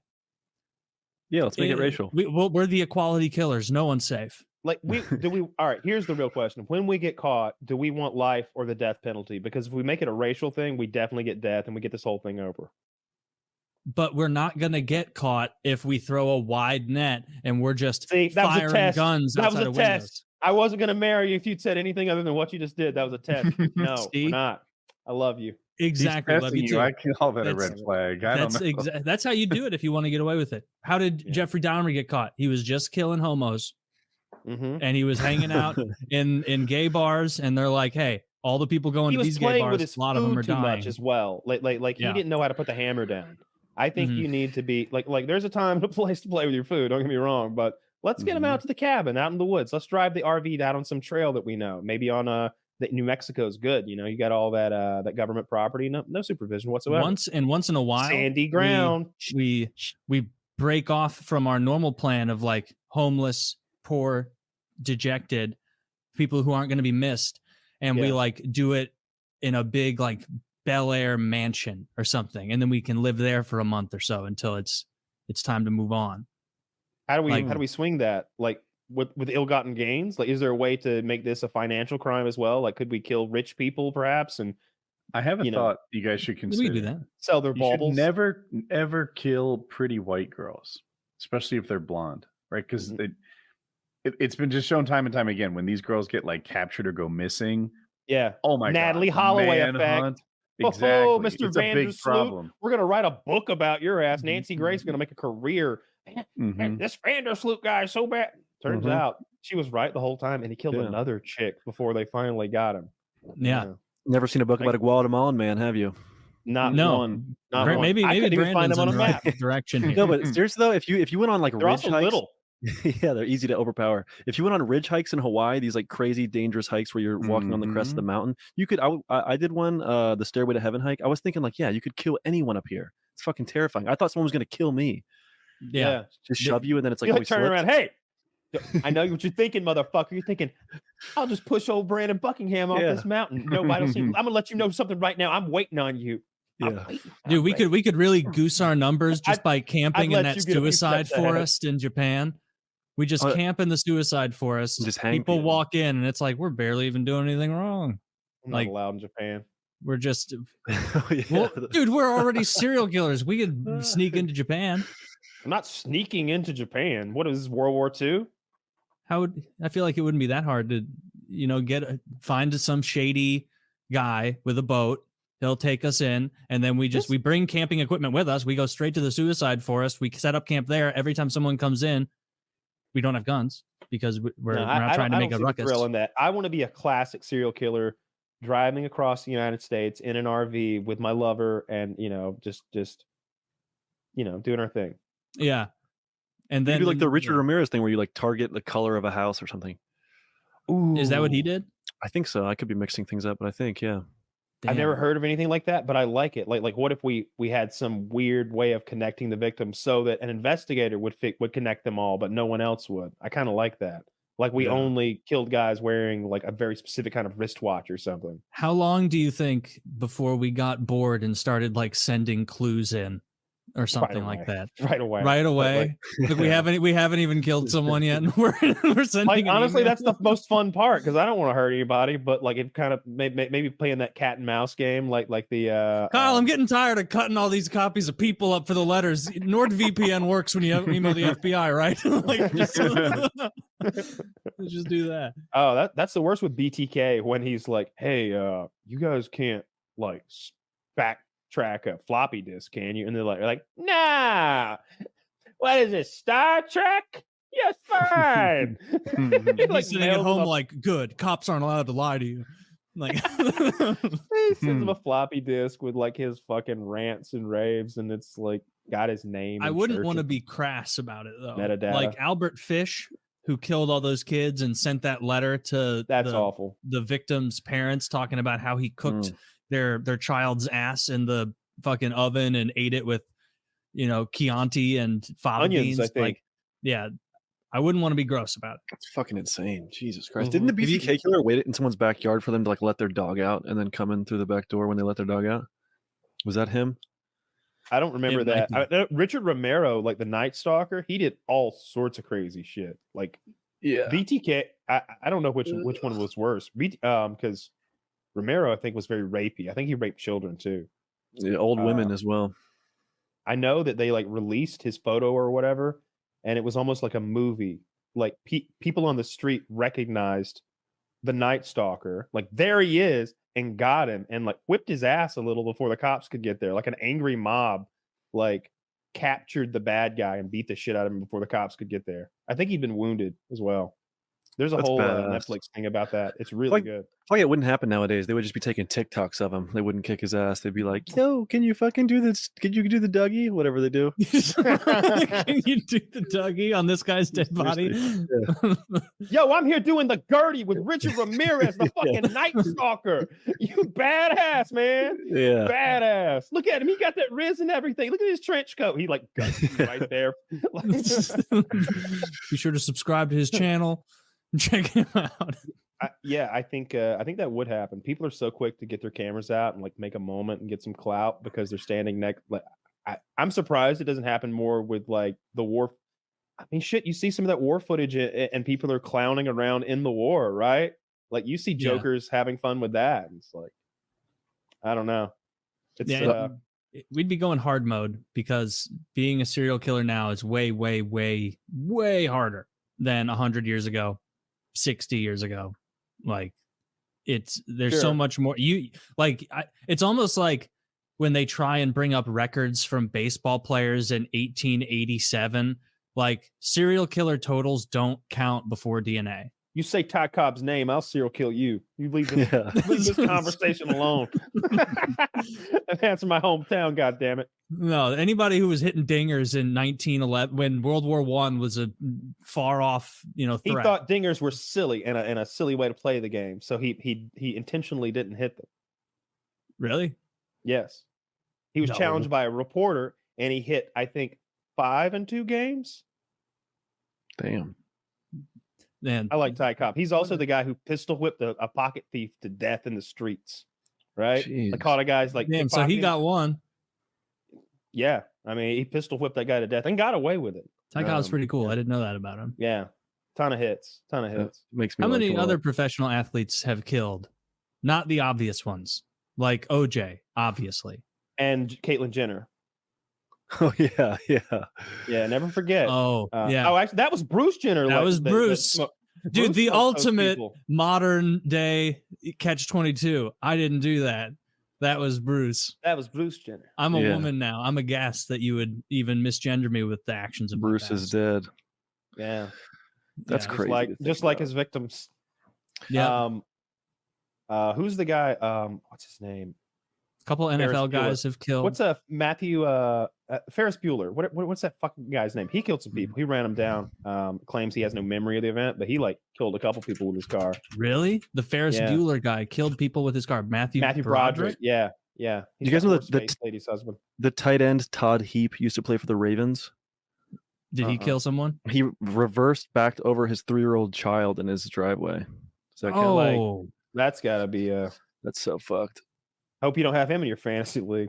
Yeah. That's dark. What was his name? Something Todd Heap. That's dark. Oh, yeah. That's well, there's the classic, right? With who was the guy who got caught? Was it Junior Seau or somebody? Who was the guy who got caught paying to have somebody murdered, or maybe he murdered him, and then it turned out he was gay, and they outed him as gay while he was in prison, and he offed himself. Oh, Aaron Hernandez. Yes, Aaron Hernandez. Yeah. Junior Seau killed himself, I think. That counts as a murder, right? Well, I mean, so did Hernandez. He killed himself in prison when it was so fucked up, dude. So he was in prison for murder. He had killed somebody, but they outed him as gay, on the morning radio. And and they're making jokes about how he used to be a tight end, but not anymore. And I guess he heard the jokes and killed himself that night. They're like that's fucked. Damn. Oh, Oscar Pistorius, the Blade Runner, the Blade leg guy. Yeah, that guy's fucking innocent, dude. Yeah, he was denied parole in fucking 2023. way. That dude put 20 rounds through his back. He shot through the door. I thought it was an intruder in my bathroom doing his makeup. So for those of you who aren't, for those of you who aren't familiar with the Blade Runner story, this guy Oscar Pistorius was famous for doing well in the Olympics with no fucking legs. He's got these blade legs. They call him the Blade Runner. Anywho, his girlfriend or wife or some shit is in his bathroom, and he gets his gun out and just blasts her 20 times through the door. And his story when the cops get there is he thought some intruder is in his house in his bathroom, and so he shot first, asked questions later, and they convicted his ass. They were gonna get my shampoo. What the fuck? You killed him in your bathroom? And the trial was crazy. He's he had time to strap his legs on, get his gun. It's you had time to think about this. Did you never look next to you in bed and notice your wife wasn't with you? Oh, he had his legs on? Yeah, he put his legs on. He had to get him on to go kill his wife. Yeah. Man, I thought he would have at least been all right, I have to stay in the bed and I have to just have the gun in my nightstand and then fire wildly, because they'll obviously know if I start athletic taping my nubs and slipping my blades on that this was premeditated. Yeah, he's got shooting gloves on. Chris Benoit's another one. Chris Benoit. That's a big one. Yeah, that's the classic. That was the made CTE me afraid one, to do right? steroids a little bit, but then it clearly it was the CTE. Yeah, and not. I bet if he was doing especially Tren or something real intense that can affect your mood and well being so much, that could have compounded it. But it was clearly CTE. That guy went off and killed his whole family. Yeah, that was so. They how can you kill your family? I'll never understand that. I saw a police activity video the other day They show up, and this dude has killed all 3 of his sons in his front yard, and they're laying out in the yard dead, like little kids. Oh, and he's just sitting there like. That's sinister, man. That's like that's who we'll serial kill. We will go through, we'll comb Wikipedia for cases we think were mishandled, and then we'll go dispatch our own brand of justice. Didn't Chris Benoit break his neck with a lat pull down machine, or am I misremembering that? I thought he hanged himself on something, right? Didn't he kill somebody with like a weight machine? Did he? Zach said he did. He killed himself using his workout equipment. I think he pulled the lat pull down machine on with a bunch of weight, put his neck around it, and then like let it go and like snapped his neck. Something like that. That's it. Looks like he used a weight machine cord to hang himself by creating a noose on the pull down machine. That's so fucking insane, dude. Yeah, that's not how you want to go. I don't want to give suicide instructions, but you should start Googling if you're gonna hurt. Woody tried to kill himself when he was a kid. He tied himself. He took a belt, put it around his neck, and hooked it to the ceiling fan, and he's just like hanging there, and the ceiling fan fell in the room. So he like failed at killing himself, and then felt even worse about himself because he failed at killing himself. But that's not how you hang yourself. Jeez Louise. Oh, he should feel bad. Now you just gotta go to Lowe's, like fix your ceiling. You need some cords. Yeah, you're embarrassed. It's spackle. Yeah, it's embarrassing as hell. I think Chris Benoit was, because he didn't shoot himself in the head, he hanged himself, and so they checked his brain afterward, and it was all ate up and destroyed from taking 1,000 WWE concussions. There's a MMA legend guy named BJ Penn. He's a Hawaiian guy. He, back in the day, he was the GOAT, and he's got CTE real bad. People call him out on it. And he was like, CTE does. This is on social media. Like CTE doesn't exist. And he lists like 4 of the greatest boxers, like Hearns, Ali, Tyson, blah blah blah blah blah. Like these guys didn't have it. It's made up, just like the coronavirus. They used CTE to hide murders. And that's what he said. And it's like, there's CTE for you. See, he's paranoid, like not making any sense, and he's mixing it with alcohol too. So that's another sad story. We're going to see more and more of that, and I don't think it's going to be a long time before the positives are stop outweighing the negatives. Right? People are going to keep letting their kids play football because it's so much goddamn money. We're not going to, and the NFL is so popular. We're not going to stop. They're just going to keep slamming their heads together. Yeah. Jesus Christ. Yeah, that's fucked up. I think BJ Penn's story is going to end up really sad, I think. I agree. It's already sad, but like, I think it's going to get nasty. I hate to say this, like, because dark jokes aside, like he's probably going to hurt himself eventually because he's got this weird mixture of a few things. It's definitely CTE, it's definitely substance abuse, and it's definitely an odd personality to go along with all that. So, and Tony Ferguson's right on the cusp of it too. He had that DUI crash where he flipped his truck like a couple months ago, and he's a guy who's had done nothing but be a champion contender for fucking 10, 15 years. He doesn't know any other way. He has CTE, or you just think after his career he's likely? I guarantee he does. Justin Gaethje broke his brain. Like that man has absorbed more damage. He's only been knocked out once, and it was just like, what just happened? It's that clip when the guy got kicked in the chin and his face gets mushed. Michael Chandler. That's Tony Ferguson. Yeah. That guy needs to retire. I'm a firm believer that we have like a lot of serial killers going on, and that the new protocol for the FBI is to like bury it, to not talk about it publicly, because like I just don't remember the last time that, like, it seemed like in the 70s and the 80s that they were like, oh, the Springwood Strangler coming this fall. Like it was a blockbuster movie when you got a new serial killer. And like we just haven't heard about them for like decades, but they haven't stopped killing. So I have this, I believe that there's like lots of them everywhere, and it freaks me out when I think about it. But like, I think they're just not telling us anymore. At any time, it's believed that there are around 25 to 50 active serial killers lurking in the dark corners of the USA, stalking the streets and highways for their next potential victim. Taylor. Yeah. Why would you stalk highways for victims? It seems like they're moving too quickly. I think it's truckers. I think it's truckers, right? Like getting hitchhikers and truck stop people. And I think if you go to like a truck stop, like you'll see a lot of people just kind of hanging out, and it's like, what are you doing? It's like, I'm just stuck here. Somebody like put them out down the road, or like they're hitchhiking trying to get away, or they're just kind of quasi homeless and like Some nights I find somebody to hang out with. Yeah. Because they want to go to truck stops. Lot lizards. Why do you go to truck stops? What if you're a YouTuber? Not like a nice Wilco or anything, or like. That is one time because you take your family. I travel. I sleep in my truck sometimes, and when I travel. Here's the long story. At 17, I fell asleep in my car, and I got into a really bad traffic accident. I could have died. Now, if I get sleepy and I feel like it's getting dangerous, I pull over and sleep. And truck spots are one of my favorites. We should write a little book of like life tips, and I think that would be one of yours. If you're driving and you're sleepy, pull over. Yes, I'll have a whole page called the Reasonable Cheese Index. I wanted to talk about.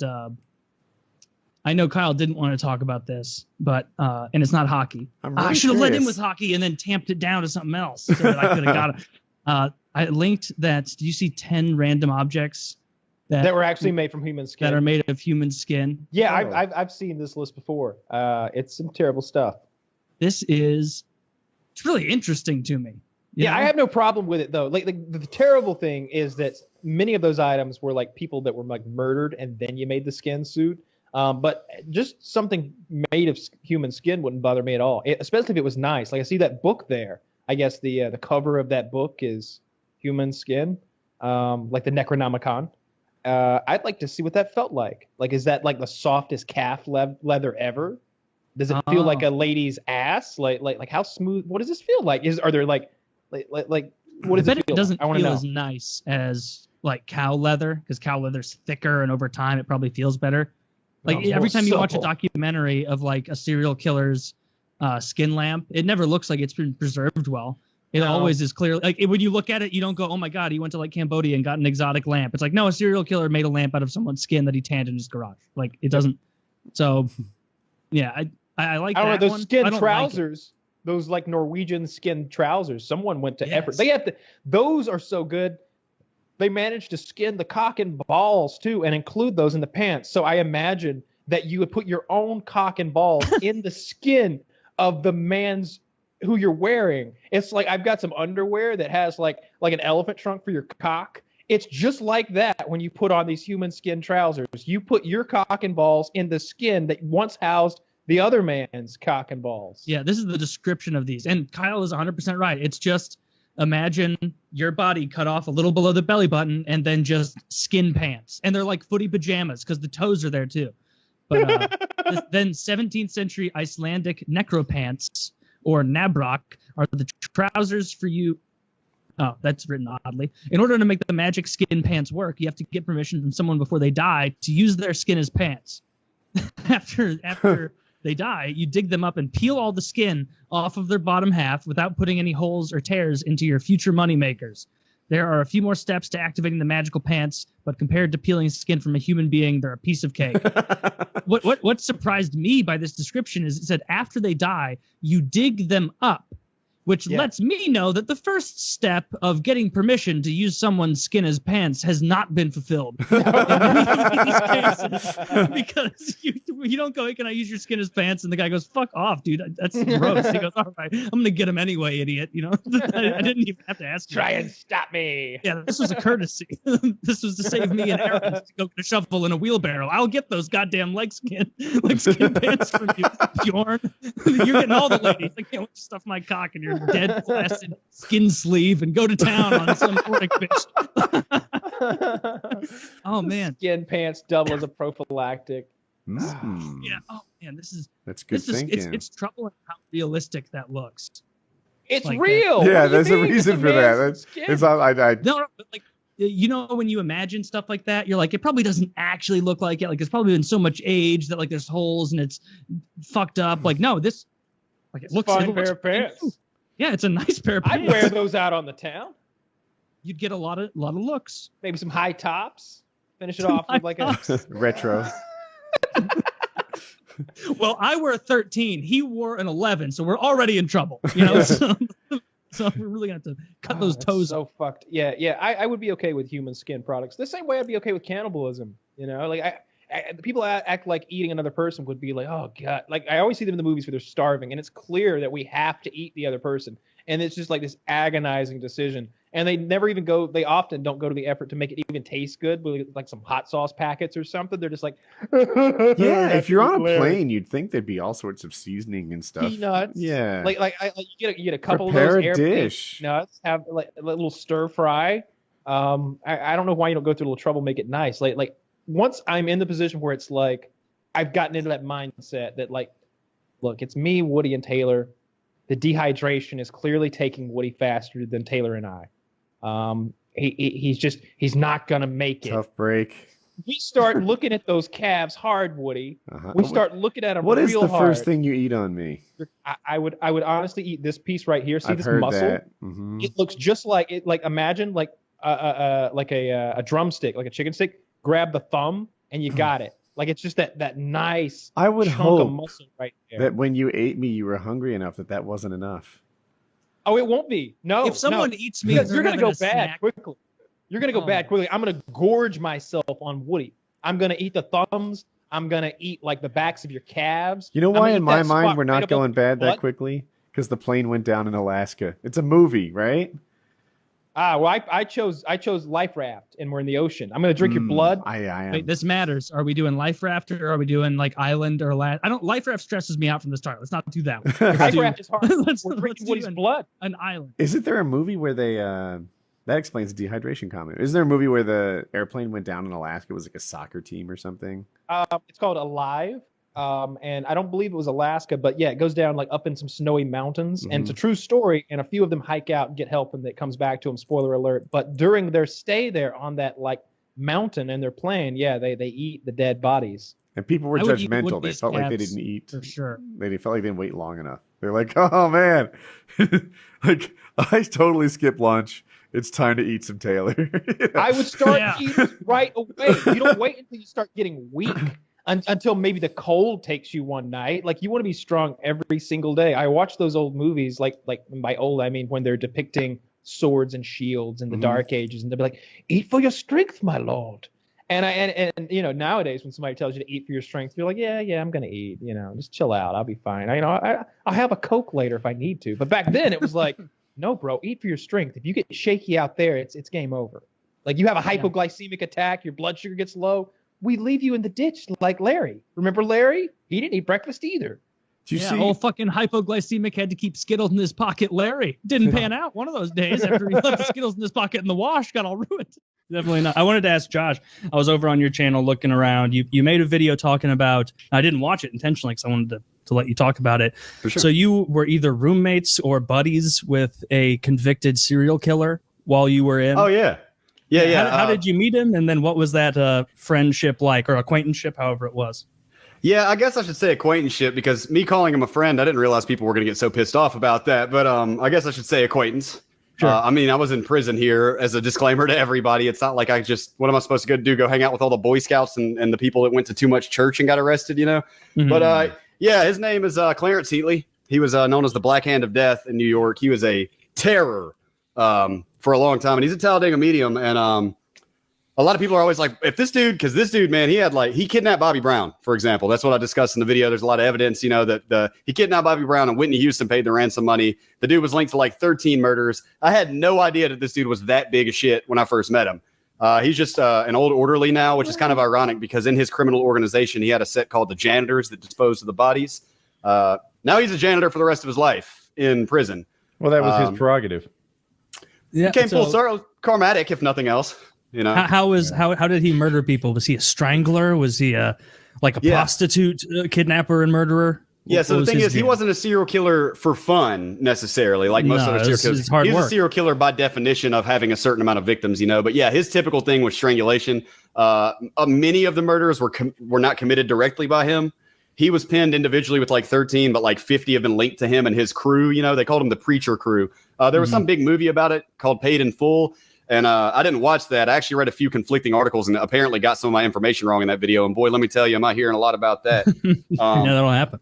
But I had no idea that this dude was out on the streets, that he was a maniac terror, you know, that was like, they say if you overdosed on heroin in like the early or the late 80s to early 90s in New York City or something like that, like it was his, you know, he had the whole police department bought off, he multi-million-dollar. I had no clue that he was that big. I knew that he had been RICO'd. I'm sure you guys probably know what RICO Act is, you know, the racketeer influence criminal corrupt organization. You know, just big money doing shady shit. Is that like money. what they did for gangs, where they could be like, they wanted to knock gangs down, and so they were like, well, if we do the RICO thing, then any sort of low level nonsense we can connect transitively up to these big guys, right? Climb up the ladder. Yep. Yeah. That's what exactly. It's a mob thing. Mm-hmm. Yeah. Okay. Yeah, and I had no idea. I knew he was doing life plus 200 some odd years, but the case was a lot crazier than I thought, and it was just interesting reading this because he's had a stroke now. I think. You know, he's kind of hunched over. He's got a walker now. He's in his 60s, if I'm not early 60s now, mid 50s, late 50s when I met him. And man, it's funny because I don't know. Everybody seems to be weirded out by the fact that this dude was so evil, but I shot the shit with him almost every day. I thought he was funny. He had a gnarly sense of humor. And this is the joke that I told in the video that is the number one thing that stands out to me about this guy. All right. I went to visitation one time. I don't even remember who I was seeing at this point. I don't know if I saw my mom or one of my friends came to see me, but he was there with his daughter, right? And his daughter she had dreadlocks and she was holding hands with another woman the whole time. And they were, you know, clearly very affectionate. We were walking back and he called me Spider. He called me Spider-Man. You know, he's got a Boston accent. I'm not good at accents, but he's got a very clear-cut New York accent, you know. He calls me Spider. It's short for Spider-Man because I wore my glasses when I was locked up. And we're walking back, man. And I was like, hey, man, hey, it was good to see you in there, Clarence. You know, like, what's your – he's taking another name now that I don't normally go into just in case people are trying to – he's a Muslim now. He goes by Muslim name. But and I was like, yeah, that was your daughter in there, huh? Or who'd you say that was your family? He said, oh, yeah, that's my daughter, man. She says she's a lesbian now or something like that. That's a little girlfriend that she had in there. And I was like, oh, I mean, I didn't really know what to say to him. I was like, I mean, it probably took, you know, courage for to come in here and – hot. Yeah, I know, right? What do I say? Well, that's kind of where we're going with this because, I mean, she kind of looked a little bit like Tracy Chapman. You know, she looked like she drove a fast car. Oh, but and so he was like, "Yeah, that's my daughter." She told me, and I was like, "That probably took a lot of courage, you know, to come in here and tell her dad in prison, you know, that she's out of the closet now." And he goes, "Oh no, I don't care about all that. I was just telling her. I said, honey, listen, Daddy's been locked up for a long time. If you're kissing women now, he's got to see it. All right." That's the kind of interaction. This guy is cool. That's what I'm saying. Like shit like that. Maybe I've got a bad sense of humor, but I laughed my ass off when he said that. And I know he was. I hope he was just kidding. Yeah. If he wasn't, it's even funnier, I guess. But you know, what do we know about these supposed victims? Yeah, wait a minute. Who got hurt? What were they up to that they were hanging around with this guy? You know, to begin mostly with. Drug dealers. Mostly drug dealers that owed him money. Okay, well, just fucking show a bunch of no good nicks. A bunch of no good nicks. He was cleaning the streets. Look at that, man. You know, not only are they dealing drugs, they don't pay their bills on time. It's a double whammy. Hey, no, the crazy thing actually about that Whitney Houston and Bobby Brown situation, Bobby Brown didn't even owe this dude money. Bobby Brown owed somebody else money for cocaine. This dude caught wind of it and went to that drug dealer and says, how much does Bobby owe you? And he said, 25 G's. He said, here's 25 G's. That's my debt. And he said, okay, I'm good. And so then Clarence went after Bobby Brown as the owner of the debt now. Basically just real life debt collection company. I've bought possession of this debt now. It's now in my hands. And went after him and kidnapped him. Did he ask for more than the 25? Way more. Way more. Yeah, like 400 grand. Like 400 grand or $500,000. Way Hell yeah, he did. Yeah, that wasn't no quick brief investment. This was I'm about to extort the shit out of this guy. The fucking Wolf of Wall Street over there. He could have done that without buying the debt. No, he couldn't have done it without the gun. Probably, but here was the thing, because I was thinking if he kidnapped Bobby Brown's probably not going to be like, oh, I'm sorry, did you get the clearance? Did you pay my debt with homeboy over on the other street? He's not going to ask questions like that, but I think it would have been bad for Clarence's dealings with that drug dealer. He probably had no beef with that dealer, so he wasn't going to claim in this guy's debt. If he really wasn't connected to it, you know, that could cause issues there, is what I assume. Well, I didn't ask him about this because I didn't know all this shit. Here's the thing. Here's what I'm trying to get out. He kidnapped Bobby Brown and got Whitney Houston to pay a $400,000 ransom to get him back. That has nothing to do with the debt that he owed. Like, he pretends that they're linked. He pretends it made it just like it was justified the kidnapping. Yep. But really, he could have done that without buying the debt. You're right. Absolutely. I agree with. I see what you're saying. You're saying it was basically just an excuse that he had. He saw an opportunity and just weaseled his way. It kind of was credentials with the criminals, if nothing else. You know, like, oh no, it was legit. He owed money, bro, and I just took care of it. Bobby was returned unscathed. I actually had the video. I have the footage in my video of allegedly. I obviously don't know that it's real. I've heard him jumping out and them giving each other a big hug and stuff. But I was wondering if that's actual footage of it. Why was nobody arrested? Who let Bobby out of that car? Y'all ain't gonna pull that car over or nothing, you know? Like. Y'all just gonna let him get away? It was a crazy story though, man. And I only knew him as the guy that, you know, he was always chill with me, funny sense of humor. And I actually took inspiration from him in a way. And as dark as that sounds, that man's doing life plus 255 years, man, or life plus 245. He's not getting out. No. And the thing is, he thinks he is. Unless he's really. He thinks that. That's what he says, Kyle. Really he says healthy. you never know. Yeah, unless he's super, super healthy. He's not. He's doing what they all do after 25 years, which is turn into the drink, you know what I mean, and getting a little bit quieter. And they always kind of seem to lose humanity, lose a little bit of their color after 25, 30 years. Big Fum Stupid, thanks for the $3. Can you do Hank Hill reading the Unabomber's Manifesto? What are some like quotes from the Unabomber's Manifesto that Hank Hill would say? The Industrial Revolution and its consequences have...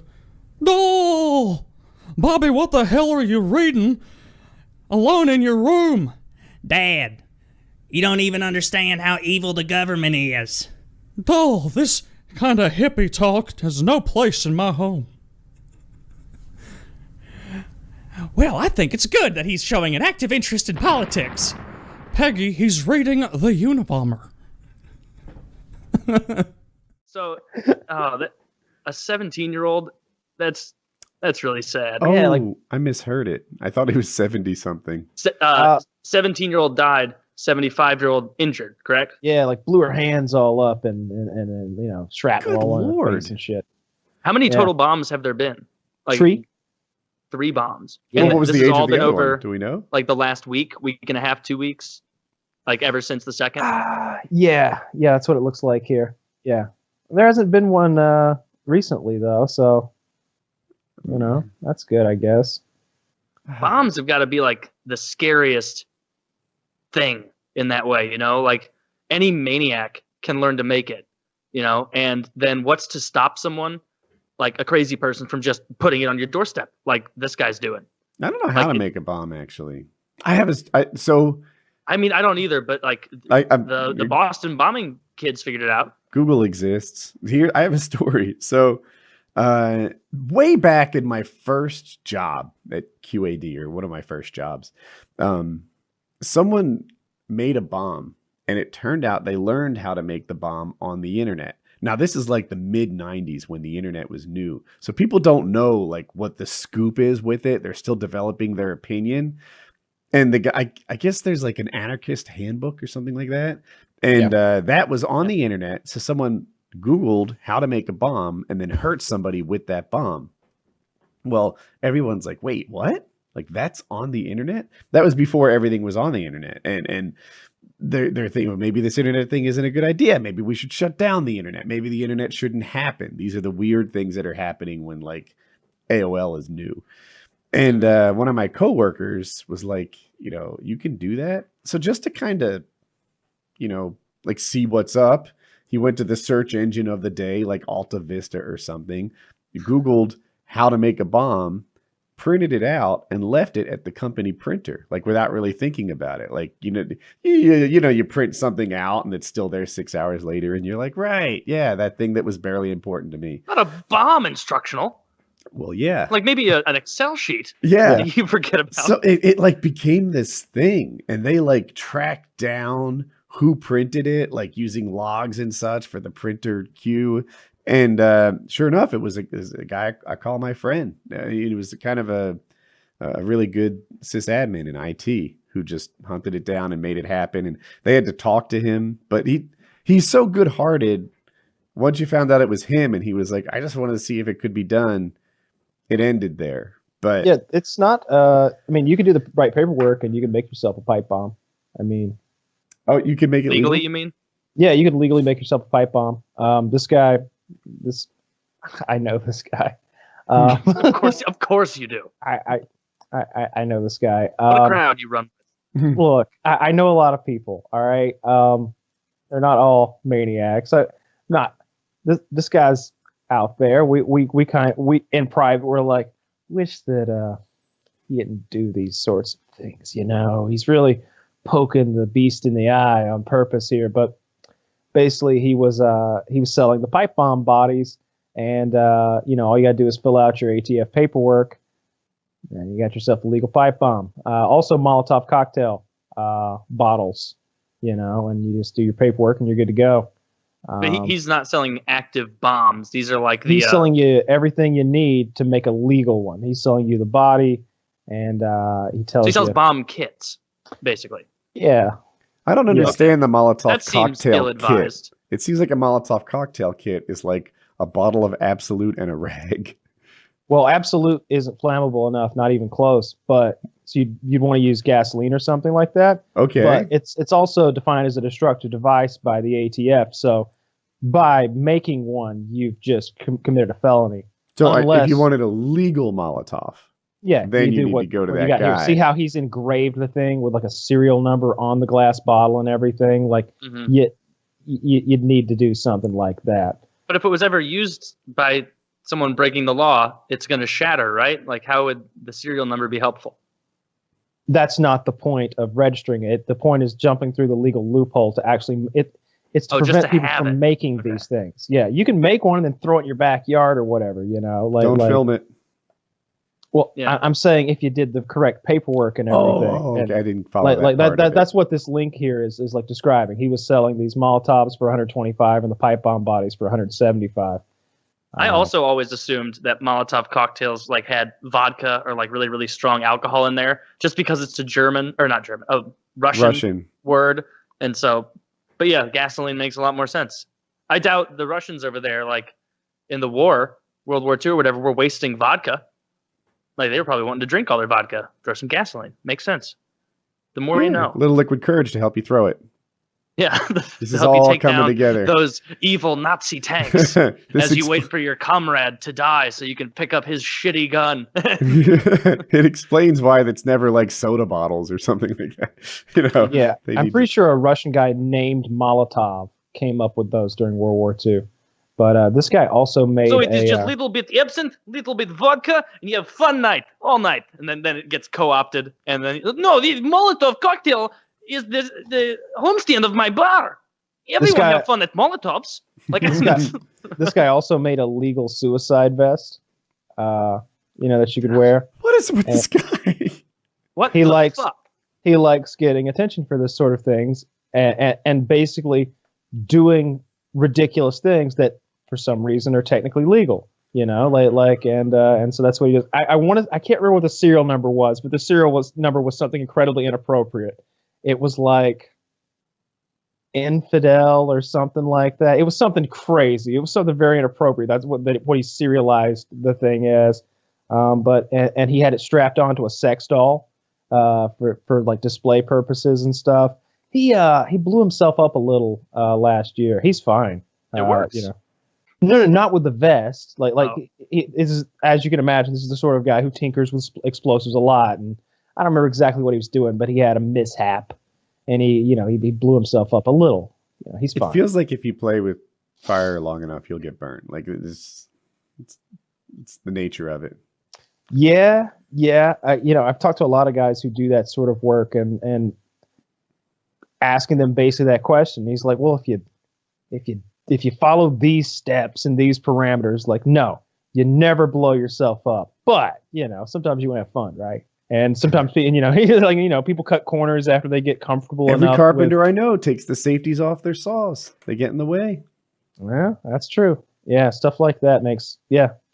But, there's protocol, for like explosives, trying to think, when you're getting rid of explosives, when you're blowing up explosives for the purpose of eliminating them from existence or whatever. There's lots of protocols those guys are supposed to go to, but this guy that's not what he does. He's sort of a provocateur with a lot of federal licensing, and so he just pushes it to the limit for attention for the company, basically.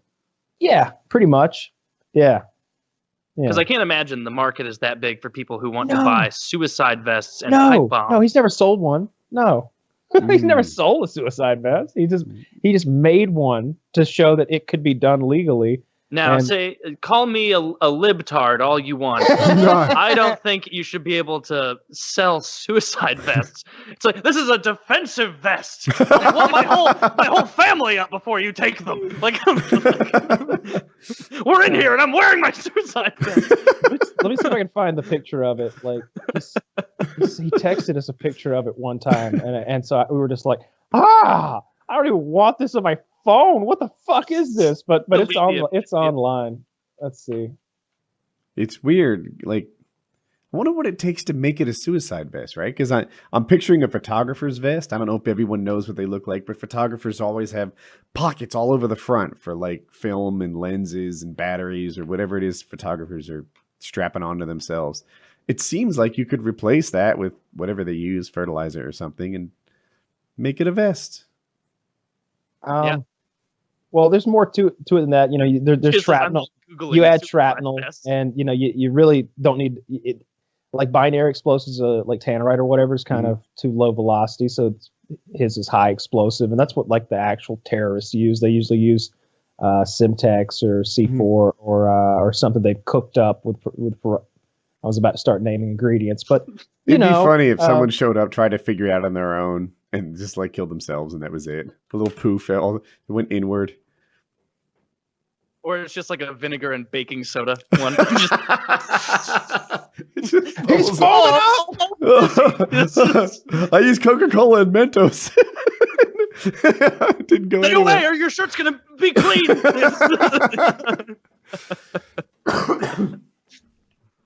Yeah, Coke and Mentos. That's your bootleg Molotov cocktail. Oh, man. Yeah, that's crazy. That guy's... like, he's got to be stressed out all the time because he's walking a razor's edge of this shit.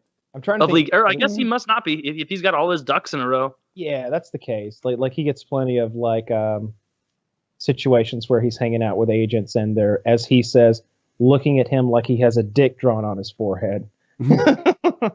Yeah. So I went in to pitch my suicide vest, and they said, "Where's the return market?" Yeah.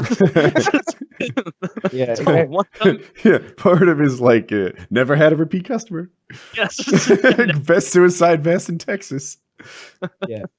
But yeah, that's fucked up with the guy making the bombs. Yeah. I don't know. I wish they would talk about. I'm always curious from my own personal standpoint as to like, what kind of bomb is it? Because like when I watched the whole thing about the Unabomber, like it's kind of, you get a kind of a window into just how the genius that Ted Kaczynski was by just the makeup of his bombs. If you look into it, like he handmade every component of those things. He made his own screws. He made his own nails. Well, that seems excessive. Unless you know that the FBI is going to be looking at your bomb and tracking down like where the nails might have been sourced from. And, you know, this guy, he wanted to be completely untraceable. And he was like, you know, they never caught that guy. They caught him, but they never caught him. He was turned in by his fucking brother. This is a guy who was so meticulous and so careful, living in a goddamn cabin. And when I say cabin, I'm being very generous. He lived in a shed. You know, they kept it and put it somewhere. Like I saw it on Reddit recently. Yeah. Is it in the Smithsonian or something? Pardon? I said, was it in the Smithsonian? I forget if I saw it there or some FBI place, but yeah, they just took. I saw the it like whole thing. a hangar. Yeah, it was just like, yeah, it's there's a great show on Netflix where they break down the whole story of how he was caught and everything, and Manhunt, the Unabomber, that's what it's called, or just Manhunt Unabomber. It's really good. And you get to see like all of the psychological profiles they had for this guy and how like they were just ass backwards. They thought he was some uneducated airline employee when in fact, like I don't remember how many degrees Kaczynski had. But on his Wikipedia it says he was a prodigy mathematician. Yeah, just an absolute genius who had decided he was going to mail bombs to people to further his cause. It's a really good show though. You should definitely watch it. It's interesting. But the way he made those bombs, I feel like I never understood how they could. Well, they're the FBI. They're the guys who do this for a living. But how did they not like say, "Wow, look at this thing he's built here. This isn't some dumb. Like maybe this guy had like explosives training or like that would be my first thought. Is like this guy's got to have some sort of like ordnance disposal training or something like that. He must have like." Maybe he was in law enforcement. He's seen this stuff overseas or something like, but they thought he was some dumb airline employee, and they couldn't be farther from the truth. Yeah, that's ridiculous. You'd think they'd figure that out immediately, as soon as they're like, "Oh, every single thing in this is handmade." I hadn't heard that before. I had no idea he made his own screws. Child murder and cannibalism and all kinds of awful things. I was watching a thing about the serial killer today who like built his own hotel as like a murder mansion, and he had all these secret rooms where he could like. Oh, I like saw that story. The wall would spin, and he'd come in and grab you, and he had all these awful ways of killing people. He'd lock them in like a bank vault type situation and just watch them suffocate. There were, I believe there were 28 corpses finally found when they like outed him and like searched the place. Is this real life? This happened? Absolutely real life. Yes, 100%. This When? is not a. I don't recall the exact date, but I'm going to just guesstimate it was in the 30s or 40s, somewhere in there. That seems like the time when this was This prevalent. is a real there was no Goldberg Airbnb, way of killing people. no Yahoo ratings. You could get away with this. Had to be well, actually, I don't know. In the This same way that was- like if you make really bad reserve parachutes, you don't get any bad reviews. Maybe that's true with this hotel. Don't get any It was good ones either. before- No, It was before TV. That was the problem. Yeah, they called it the Murder Castle. His name was So- H.H. Holmes. And yeah, it was a hotel of horrors, is what they call it here. Well, I want to So find out that's what HH stood for? it says it has gas chambers, its own crematorium. Oh, jeez. Wow. Oh, my God. Here it says one of America's first serial killers, and it's rumored to have dispatched up to 200 victims in his specially built castle. Now, I read that there were 28 bodies found, so perhaps he cremated the remainder, or maybe he was just, but this says he was hung or hanged in 1896, so a little bit earlier than I thought it was, in Chicago. I wonder if you can still visit this place. Yeah, that's nuts. I wouldn't want to. There's a diagram here of like how it all worked. The hanging secret. He killed them in weird ways. Oh, so Chiz just said they're doing a movie Oh shit! about it. Yeah, DiCaprio's playing him. What? Oh Yeah. watch the, that. The That Devil sounds- in the White City. Fuck yeah, man! Now that I hope he gets another Oscar. That sounds like some powerful shit. I saw that Daniel Day-Lewis, who's like my favorite actor, his most recent thing. It's like Paris fashion in like the early 20th century, and it's like, who the fuck cares about Parisian fashion in the 1940s or whatever the hell? This, however, is something I can get on board with. I hope it's dark and a little scary. Yeah. Yeah, I took, when I was in London, I did a London, they called it the Secret London Tour, and you basically learn just about like all the murder history of London, like all the crazy shit. It's great. It's easy to forget like how young our country is compared to the rest of the world, especially the rest of the world in general. And like I always hear about, oh, this pub has been here since the 1400s or the 1300s, even 600, 700-year-old structures. And it's been the same thing since literally the Middle Ages. And it's here it's like, oh yeah, it's 100 years old, it's 80 years old. I'm here near Atlanta. Everything got burned down in the Civil War, so everything is younger than 130 years old or so. Have you guys heard this? I know Kyle has heard this story. I don't know if Woody has. I just know because Kyle has watched enough old Opie and Anthony clips to have heard it, of the newlywed game, or the dating game Serial Killer. Yep. Go on. Have you heard of that? So this guy was on the dating game, which was a game show in the 70s where you'd have a woman sitting on one side, then a panel preventing her from seeing anything facing out towards the audience. And then you'd have three men sitting there between their own partitions looking out towards the audience. And then she would ask a series of questions, and they would, contestant one, what's your answer to what is the perfect date?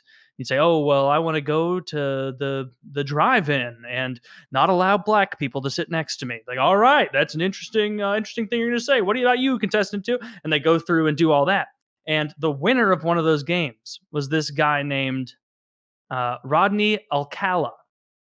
And Mr. Alcala, this is the first I've learned of this. This happened in 1978. Apparently, this dude was convicted of raping an 8-year-old in 1968. So quick turnaround time on forgiveness in the 60s and 70s for something like that. But this guy, he won the game. He got picked by the woman, and she retold it when they went on their date, because basically you were trying to win a date with the woman to see if you could, forge a relationship or some such nonsense.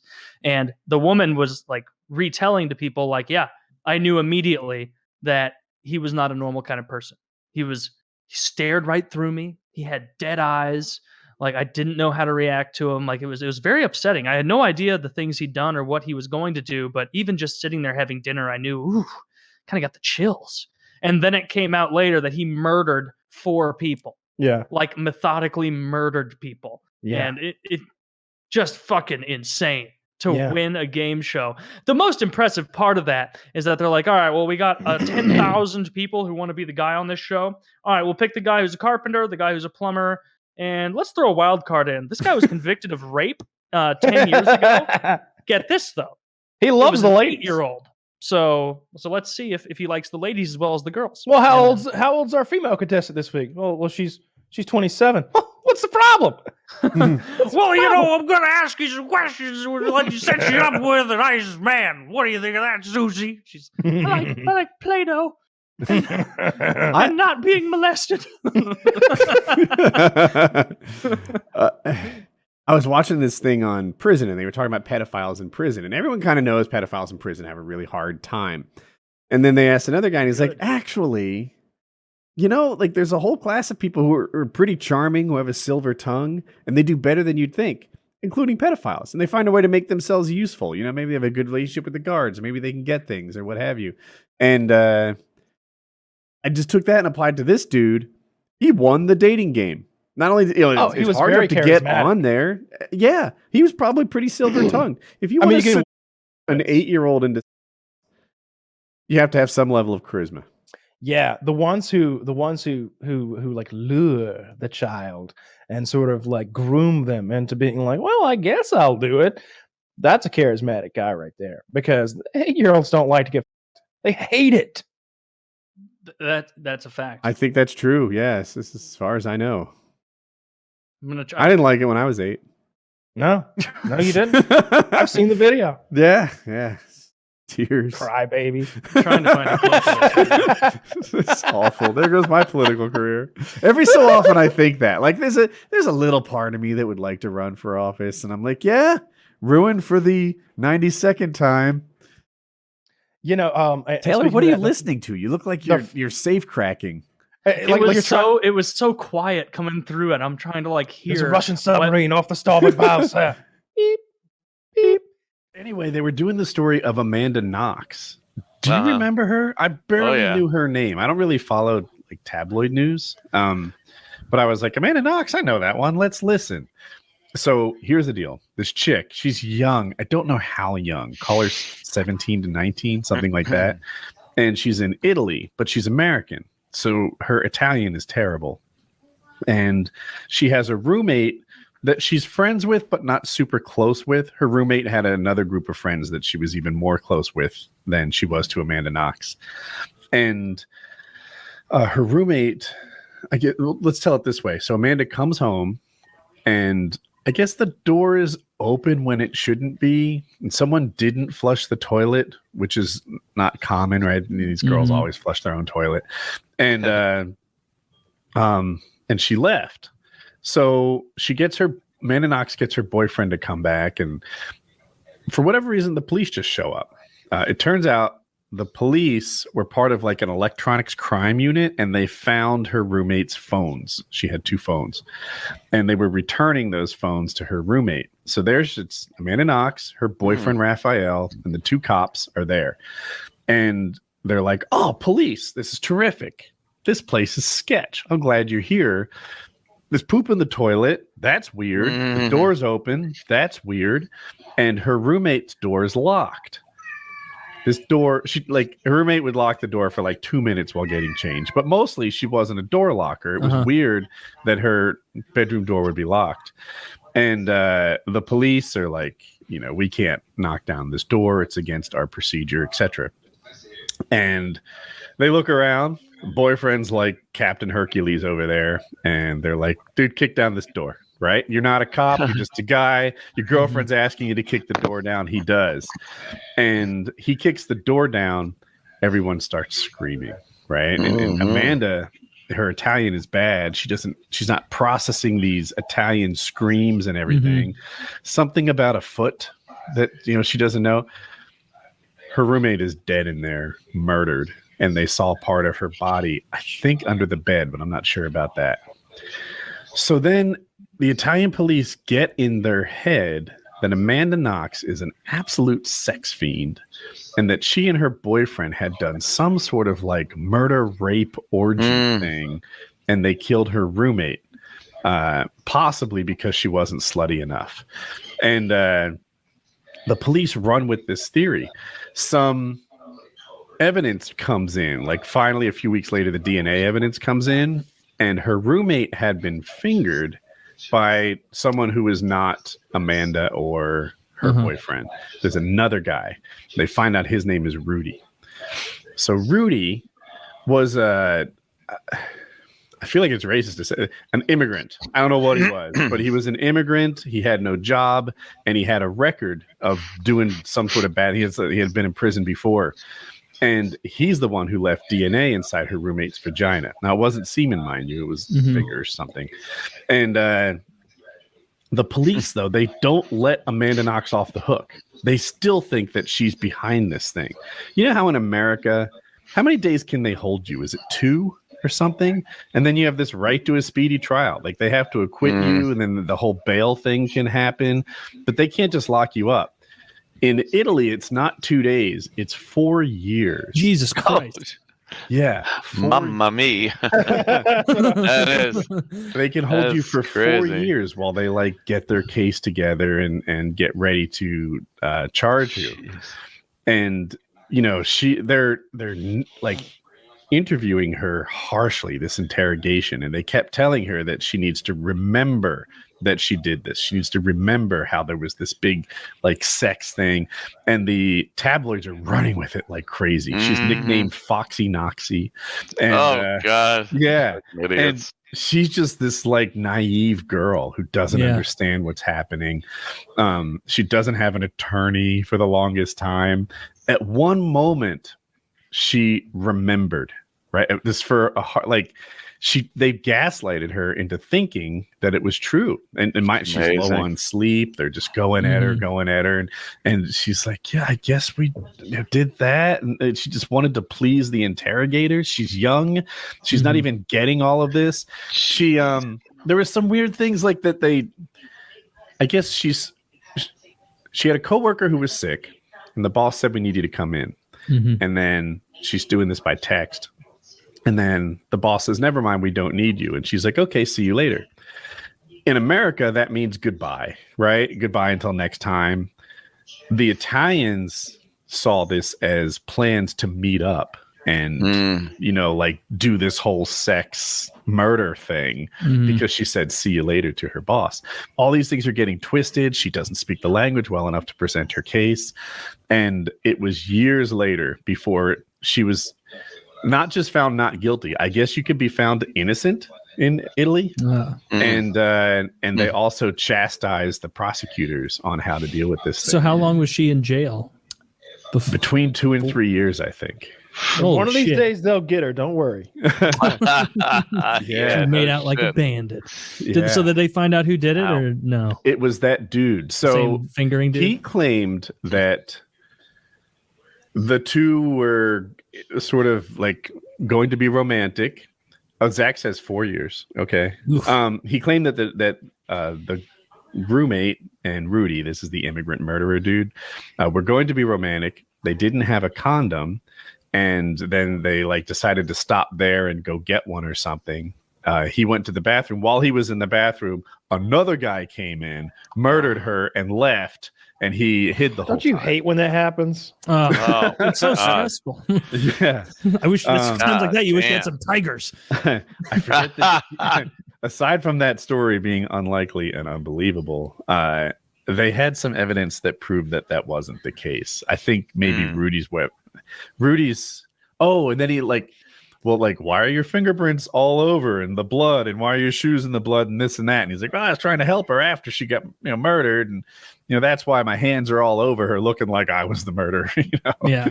Was it his dump in the bowl? Oh yeah, it was. They tested that too. They'd be remiss not Apparently, to. that's not that uncommon. Like for murderers to get like super nervous and use the bathroom. Oh yeah. Interesting. That's You never think about murderers in that context, that they're really anxious about it. You always think like they're so excited to do it they can't wait. Yeah, Amanda Knox has her own crime podcast now, and she has a different spin on these crimes. And I haven't heard it yet. I just heard her talk about it, but it was so most people when they go through these crimes, they have these angelic victims and evil doers, and they tell the story of how their paths crossed and how awful that was. When she looks at it, she sees the victims as sometimes not so angelic and perhaps like fully fleshed out people who were in a bad spot because of some bad decisions, and they see the murderers, the evildoers, as like maybe things got out of control and this wasn't his first choice on how this went down either. And I'm like, that does sound like an interesting take on these crimes, and one that perhaps someone who was tied up in one would have. So, but it's like every case she just sees as the criminal is innocent. Like it's so blatant, but she's like, I don't know. Right. So this mom, she put the kids in the SUV and rolled the SUV into the lake. But the kids were kind of assholes all along. How loud they could be. And little this one's 3. I remember the lady who did that. I made that was a long time ago. The lady buckled her kids into the car seats. Susan Smith or was it Susan Smith or the other one? Yeah. I don't know. I know there were 2. There was one that drowned the kids in the bathtub, and then the other one drowned them in the Susan Smith. Yeah, it was got Susan Smith. Good recall. Yeah. 43 was convicted in 1995 of murdering 3-year-old Michael and 14-month-old Alex by strapping them into their car seats and letting her car roll into a lake in the mill town of Union. I want to see Amanda Knox's take on it. Like, you got 3-year-old still not potty trained. Who among us would not have strapped him into an SUV and rolled him into the lake? Yeah. Oh shit. Yeah, that would be really funny if her crime podcast is like, who's to say if Jonah Stevenson actually murdered these people? And it's like, we have his confession on tape. He admitted in it, he reveled in it, and he seemed to get a lot of sexual pleasure from it. Here's the video. But that, this could be like the Italian police. This could be a deep fake. It's like, no, as he's doing it, he's screaming, "This is not a deep fake. I'm doing this." Don't trust Amanda Knox and her nonsense. As you can see, he's ejaculating. No, he looks like a lock and load. That's electrorectal forced ejaculation. That's a technique used by the Italian police. That's an old lighting trick. That's fooled you though. I've never listened to a true crime podcast. I know there's a million of them, but that could be interesting. My wife watches them on TV. Like, she's probably watching one. I would bet $1,000 she's downstairs watching some sort of crime, dangerous women. Does she like it because it's spooky? No, I don't think that's it. I think it's fascinating. They're pretty interesting shows. She's worn out. She's used up the good ones, so now she's on to like the C tier of crime shows. Yeah, and they're cheesy and lame, and they'll take a story that should be told in one episode and they break it down to 8.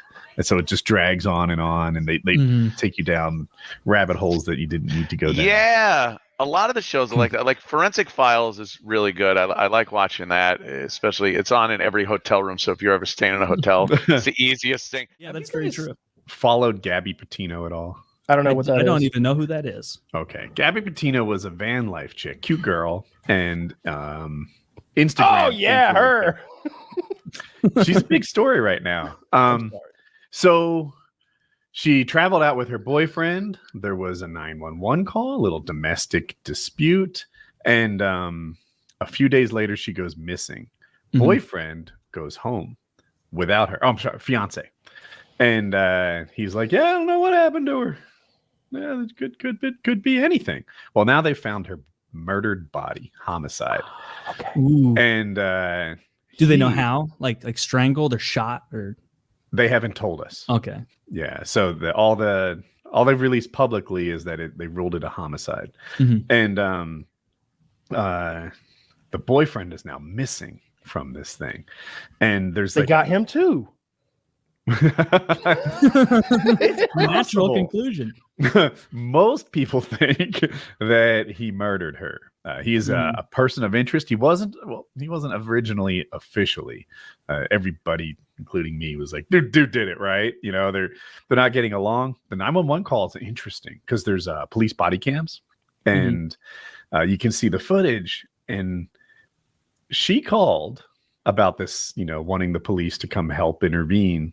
And then when you got there, she seemed like the bad guy. Dude had scratches on him. He's, you know, he's the more calm, like in dealing with the police. And he's like, she did this, she did that, you know, like it's cool.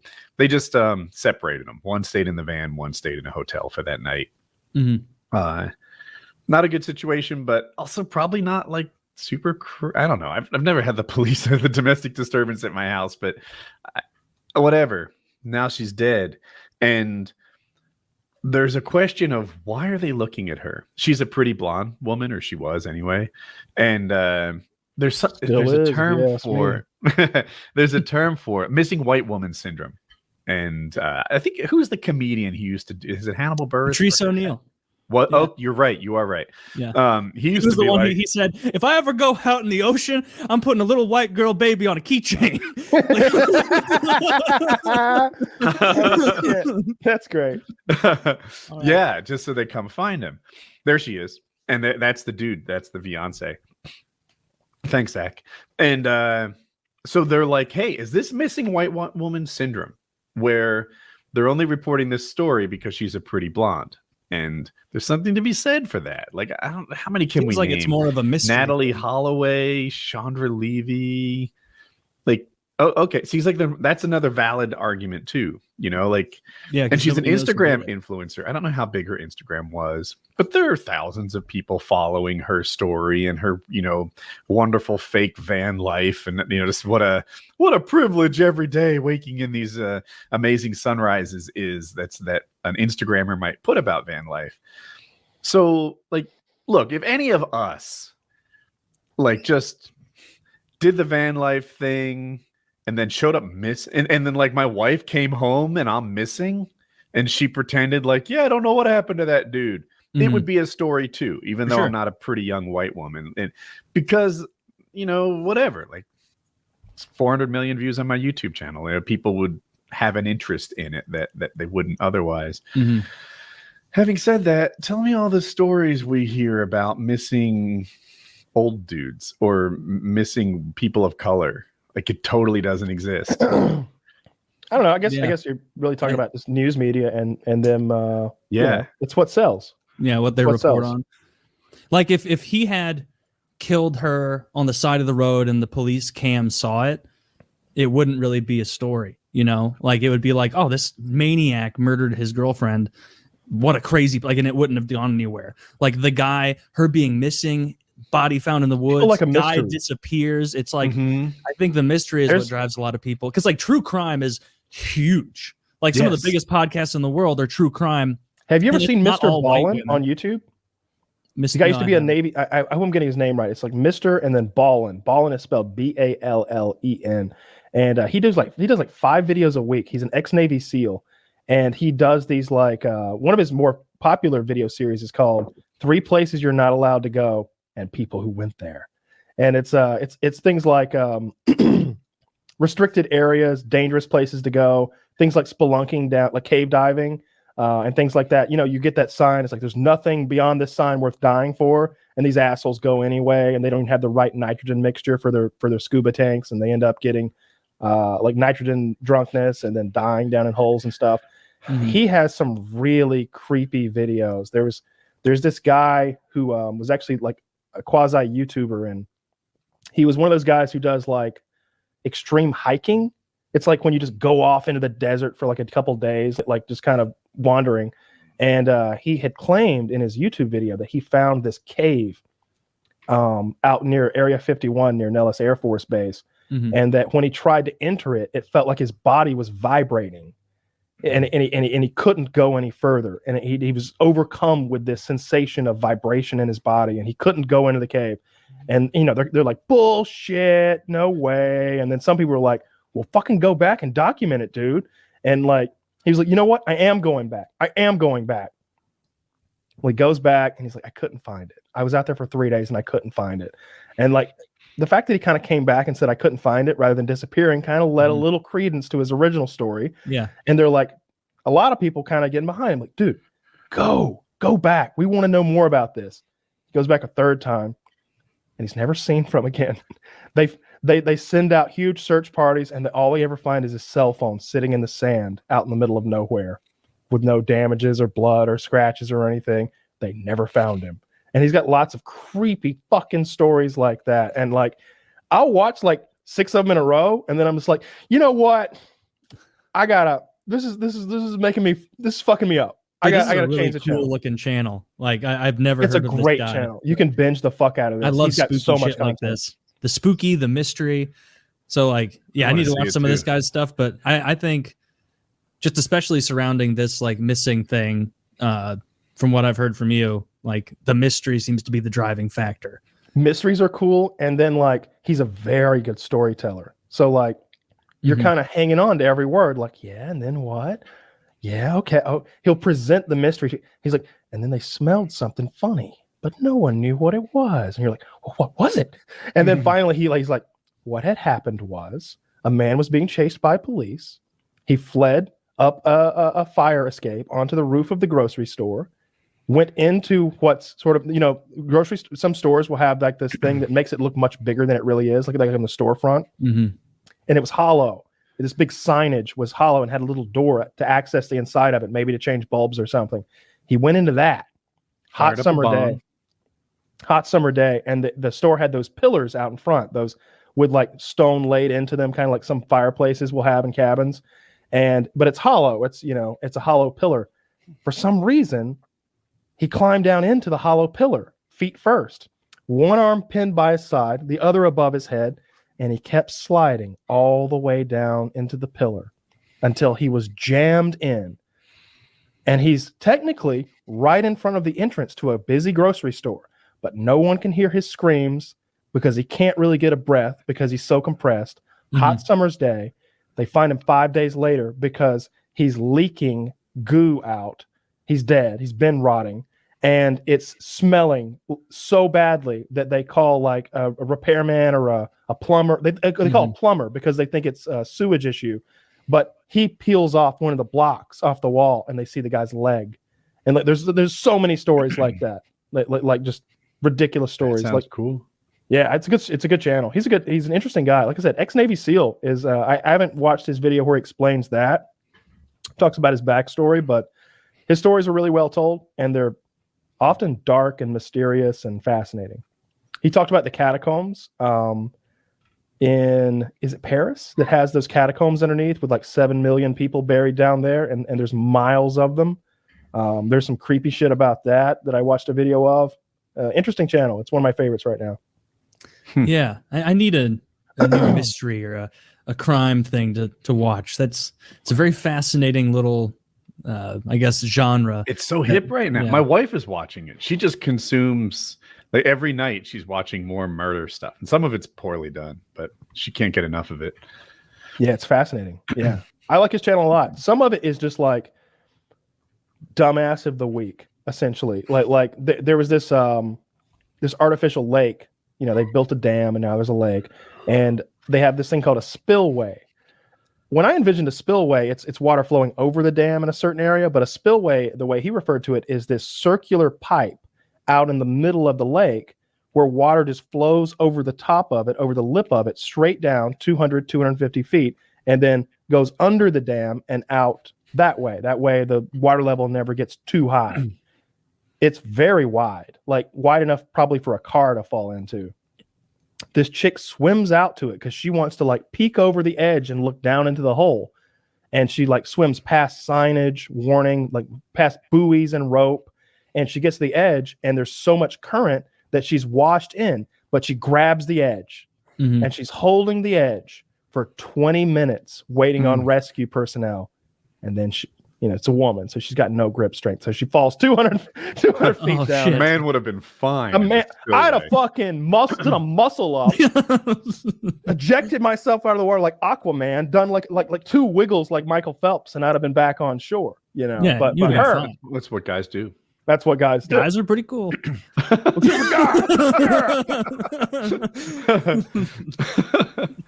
the other day.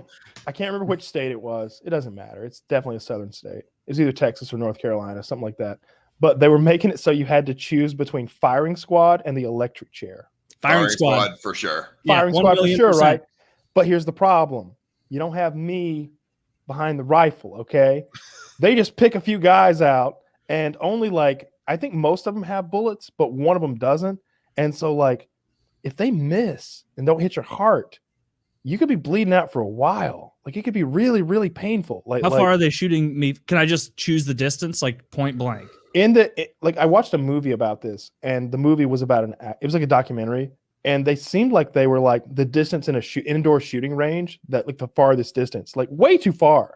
Like we should be in the same room together. Like we should be like in a bedroom together, like with rifles drawn. I mean, I would like to think they pick people who know how to aim a gun. You know, there's six of them. It only takes one bullet to kill you. So do you guys know why one of the guns isn't loaded? So What's they that? have moral, like, so they don't think about it later. Yeah. So everybody pulls the trigger. Maybe everybody knows. Oh, so everyone pulls the trigger. I don't want to so get that they don't feel guilty. They can think that they were the guy that didn't shoot. Oh, that's not how blanks work though. Like you can feel the difference. Like that's always been weird to me. Like you so almost leading have into it, they might think they're not, but they know after. Maybe they trick them to pull the trigger, and then they know. Yeah. So if in that circumstance, the only people who wouldn't know if you had fired a live round were everyone else. Like you would know. And the guy shot.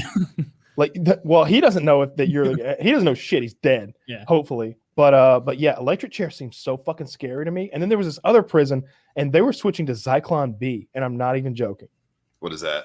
It's the stuff they gassed the Jews with. Oh, okay. Wait, I thought we already there's already states that do gas chambers. What were they poisoning people with up till now? It's I don't stuff I don't they remember give animals. Why the fuck would you want to get gas? Or something? That's terrible. I don't know. Like how quickly do you die in I think Oregon does gas chambers for I think it's like 20 minutes or something. I don't think it's 20 minutes. I think it's many seconds though. I think it's a minute or two. I don't know. I watched the documentary in the gas chamber. It's like it's at least 10 minutes of like choking. I'm pretty sure. If that's true, that's terrifying. Do they have video of these people like slowly dying? Oh, there's no video? Oh yeah, they live stream it. Well, I don't know. There's a lot of fucked up shit on the internet. Wait, who live streams it? Would you watch that live? He was joking. No, okay. I wouldn't watch the live. I'm just saying that I would if I had. Do you think they should live stream it? Here's a question: like, do you think it would be at all a deterrent if we live streamed executions? Of course. I think that live streaming the executions is actually not a bad idea. It's a good deterrent, and then it proves that it's not botched. Like it will put pressure on the prison to not botch the executions. Yeah, that's true. But then if it does get botched, then it's going to be a fucking shit show. Yeah, I think they get botched a lot more than we know. If I were dying, if I were getting executed, I should say. I don't think guillotine is an option, but that would be my number one pick. Because guillotine to me just seems so instantaneous. You know, getting your head just instantly lopped off. That's my number one pick. Interesting that like all the modern solutions just to me pale in comparison to what they had back in the French Revolution. But after that, the problem with firing squad is they shoot you in the heart. They want an open casket. That's why. I want it in the fucking head. Okay. I want it in the fucking head, and they don't do that. So that's kind of out for me. I don't want the electric chair because I saw the Green Mile, and I'm afraid they're not going to wet the sponge if that's even a real thing. And the gas chamber seems scary. So I guess it's lethal injection. This seems like a bullshit method. Even on Wikipedia, it says the gas chamber is the most dangerous, most complicated, and most expensive. And they use hydrogen cyanide. Doesn't say how. Oh wait, the gas is visible to the condemned, which is my god! Like the gas is. You can see the gas. So here's how it works. So here's how it works. So you're sitting in a chair. You are strapped to a chair. Yeah, you're literally strapped down. No. You're strapped to a big boy chair. This thing is metal. It's much like the electric chair. You're just strapped down to this thing that's bolted to the floor. And underneath that chair, like if it were a toilet where your asshole would be, underneath the chair part, there is like this mechanism that drops one part of the hydrogen cyanide mixture into the other. There's like a vessel of liquid, and then it drops this pellet into it, and they mix together. when somebody like pulls a string. It's very much like some sort of a fucking, I don't know. It seems jerry rigged, but then they mix together and then the fumes like start. It's like the Diet Coke Mentos trick. It's a Mentos. Dude, they tell the condemned to take, quote, several deep breaths to speed unconsciousness when they get in there. But nonetheless, the condemned person often convulses, drools, and also may urinate, defecate, and vomit on themselves. Oh, no. So it seems like a really dirty... And then also this, following the execution, they have to purge the chamber, and they have to be like super careful touching the person because there's still fucking cyanide. Because they're coated in cyanide. Like, this doesn't make any goddamn sense. This is like a boondoggle for like a fucking gas chamber company that's like the nephew of a senator. This is big cyanide. This is big cyanide. Big fucking... Cyanide. That's all this is. Because we use cyanide. The correct answer is lethal injection. You can't change my mind because I can twice. I don't know, bro. They're not professionals. They're not doctors. So the first thing they give you is some sort of they anesthetize you. Mm-hmm. Some people believe that you are fully conscious and going through incredible pain, but unable to move or show that pain as you're dying. Has anybody ever survived enough that they could report back or no? Yeah, Lazarus McGovern. Well, I mean, sometimes they misadminister stuff. So the thing is, I think we've all had fentanyl. I know I have pre-surgery. It's fucking glorious. It's the best day of the year. Fentanyl day. It's great. Love it. And so they load you up on fentanyl and then they give you this other stuff. I put 2 dogs down, right? And if you've never put a dog down, here's the process. First, they give her an IV and she's scared. And then they give her the fentanyl. I think it's what they give him. Mm-hmm. And she's just sleepy. She's awake. She's happy. She has her head on your lap. You're petting her ear. It's sad. You're saying your goodbyes. And then they put maybe sodium pentanol. I don't know what the next thing is. And they just sort of, the breathing slows and it stops their heart or their respiratory system. How much does it cost to put a dog down? I don't remember. More than a bullet. More than a bullet. That's where I was heading. I've always just shot dogs. More than a strong grip. You waste a bullet on a dog. Oh, boy, all you need is a good grip. A good grip. Yeah, no, it's sad. I have strong feelings about being there for the dog. Like, you love this dog. This dog would do anything for you her whole life or his whole life. Mm-hmm. What are you trying to make it easy on you so the dog faces this alone? Yeah. Don't be a bitch. Yeah, sit there, be with your dog. Pull that trigger. I've never gone through that before with my own dog. Like the way you've never put a dog down. No, I mean just the way it worked. Like my childhood dogs died. My only one who's killed dogs. I was too young to be able to go along. Like one of them died, and then one other childhood dog died. When I was in college. Killed lots of dogs though. Look at my fiance's childhood dog. Like they had this lady come over, and like her entire job is putting dogs down.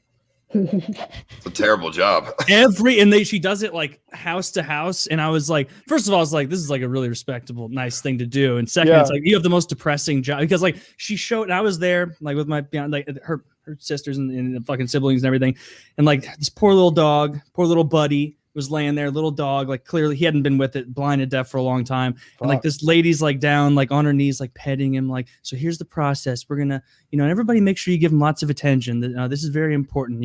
We're gonna go at the rate you're comfortable. And it was really sweet. Like you could tell this woman has a caring heart and she does this a lot. But it was like, it's not even my dog. And it was so fucking, it was almost a new level of sadness. See, like watching the dog die. Like the dog wasn't moving as it died because it was already so old, but like seeing the injection go in and then her going to everyone like he's not feeling any pain anymore. All that pain in his back, it's all gone now. He's just enjoying you guys are here with him. And it's like, I hate this. Like, isn't there science to keep him alive? So I mean, it could be worse. They have have you ever seen how they euthanize dogs in shelters? Probably brutal. It's different than.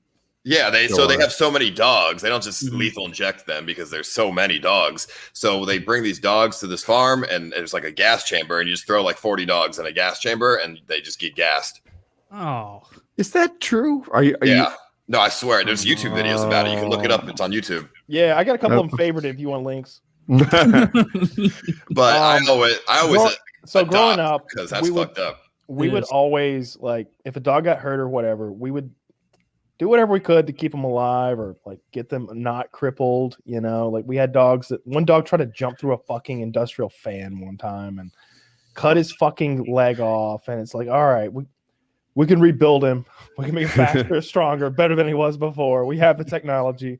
And I remember the vet like did something stupid. Like he's like, yeah, maybe we can stick it back on. And it was like, we look under the bandage and there's maggots in the bandage. And my dad's like screaming at the vet. It's like you piece of shit. Like we're never bringing an animal here again. We're telling everybody what you've done here. You shouldn't be a fucking doctor of fucking fuck all. And we took it to another vet and they were like, yeah, they did a bad job. We're going to have to take the paw. And so they didn't have to take the paw. We got to take the whole leg at that point up to the shoulder. Cause like having half a paw doesn't work. Yeah. We're not paying for a bionic arm. This is not happening. Okay. This is just a mud on the farm. He's not getting a bionic arm. They're $12,000. You just paper mache it. So, but when they had to go, Dad didn't want to do it. And he was like, will you do it? And I was always the fucking executioner. Cause like, to me, like having hunted and stuff, how ghoulish. Getting shot is just better than getting injected with something because it's just over. It's just over. It's just over right fucking now. So I've shot so many dogs. How many ballpark? What do you half a dozen dogs, maybe like 3 cows. Well, whenever something had to go, I do it. And your dad made you do the dirty work like that? He didn't make me. He was like, I can't do it. And I was like, don't worry about that. I got this. I'll do it. Because like he would be like real upset. And what range are you shooting the dogs? Point blank. I'm putting the barrel on the top of their head. Oh, and they're just not moving. I could do that. That sounds. You're petting the dog. 22 or something like that. You don't want to make a mess, right? Rattles around inside, kills them extra dead. It goes right through their fucking. I saw that on a movie. It's true. Do you like look at their face and that little lovable face has a big fucking eye blown out? No, it doesn't blow their eye or anything. They don't twitch. They don't move around. They're just, all right, now you're gone. Now you're gone to that nothingness, which is all of our afterlives. That sounds really humane, honestly, like as a way to do it. The same way that like the injections there, you were petting and then just instantly dead. There's no fear, suffering. He didn't know it was coming. They don't know what's coming. I'm literally petting the dog and like feeling real shitty about what has to happen. But of course, you can't hesitate. You can't really think about it. You're just like, this has to happen. Like he's in pain. He's all fucked up. Like sometimes it's a dog who's like been disemboweled, right? Like the dog's guts are hanging out. Like a coyote got him or something? Getting crushed by something, right? Like you've gotten crushed by a car, and this isn't the kind of crushing that you take someone to the vet for. This is like, it'd be like getting run over by a tank for a human, like his guts are hanging out. He's all fucked up. He's in incredible pain. It's like, you've got to die. No. It's what I would want. I don't know. So it's what I did. Yeah. Did you guys know that they still do the hanging in US? Yeah, a couple states. Yeah, a couple states. I would actually prefer to get hung than anything else. You think so? As long as they do the drop method where it like snaps my neck and I don't strangle. Yep. Oh, the drop method scares me. I want to strangle. I want to be drawn and quartered. I want to be killed like William Wallace. Why would you want to get strangled? That could last like minutes. It doesn't hurt. I've been strangled. Not by a rope you haven't, Woody. Are you insane? How different is it? Incredibly different. I disagree. Wildly different. You've never been hanged either. I've seen videos of people being hanged, and I've read testimonials of the hanged. First time? No, it's like if you get dropped. So there's this old in the Wild West. There was this formula they would use. The guy's weight would be factored in, and so that's how they knew how long to make the rope. Because if you make the rope too long, his head comes off. If you don't make the rope long enough, it doesn't break his neck, and he strangles to death, which is horrible to witness. It's very painful, and it lasts for minutes. It's not like a blood choke that's literally being performed by a human who's expertly cutting off the 2 carotid arteries or whatever on either side. It's a rough rope, like that you're hanging and dangling from, that's tearing your skin, and you're able to get little breaths. I haven't heard a problem a turtleneck can't solve. A turtleneck. You'll just die even slower. I don't know if you've seen the. Now you're itchy while you die. I can tell you firsthand, the federal prison system does not provide turtlenecks. Now you feel like you're being choked before you get choked. Hanging seems like, you know what? That seems like it should be a loophole. If the hangman doesn't do it right, it should be like you survived, and you get to continue. And I bet that person would be scared straight or think it was like a divine intervention so they can continue to rape. They used to do that in medieval times. Like if you survive, that's a bad idea, bro. If somebody murders my fucking family and they let him walk, oh, I'm gonna go after him myself. If you shut it down, you have to get the right length of rope. do your own justice, your Wild West justice. Yeah, dude. So you need methods of execution. It turns out every single state has lethal injection as the number one thing. But if you want to be hanged to death, you better do something fucked up in New Hampshire, Washington, or Delaware. And firing squad, you got to be a bastard in Mississippi, Oklahoma, or Utah. Otherwise, you're just getting the injection. It's weird that Texas doesn't have fucked up ways to kill people. It looks like Texas is just lethal injection at this point. Kyle's muted. I don't know if he knows. They don't have the chair anymore? Electrocution doesn't say. Alabama, Arkansas, Florida, Kentucky, Mississippi, Oklahoma, South Carolina, Tennessee are all the electrocution ones. What's Georgia do? Georgia is lethal injection. North Carolina? I want to know. North Carolina, lethal injection. Oh, my favorite. If I was a serial killer, I would just kill people in not a death row state. I wonder if that's why people do it in California all the time on like the highway killers, because they know they'll just go to jail forever. We like to imagine that we're so far beyond that, right? That nowadays, like we got lethal injection, or even like if you look at some of the like Middle Eastern countries, like I think stoning probably doesn't take that long to kill someone. If somebody gets you good in the head, I think it's probably over rather quickly. They boiled a man alive in Uzbekistan in 2004. What? I think he was a terrorist suspect. Was the water boiling when they started? It does matter. It does matter. Yeah. Because if it slowly heats, that's probably worse. That's infinitely worse. Well, it's nice for a little while. It's probably better for a short period. Did you turn the bubbles on?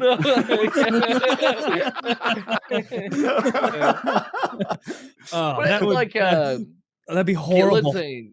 Guillotines and stuff were around for like a fair amount of time because that was pretty recent. Because I remember reading that the guy that plays Saruman in Lord of the Rings was present at the last guillotine execution in France. Whoa! And I was like, how old is that guy? And he's like, I mean, he's dead now, but I think it was like fairly recently. Like, I mean, in the 1900s, obviously.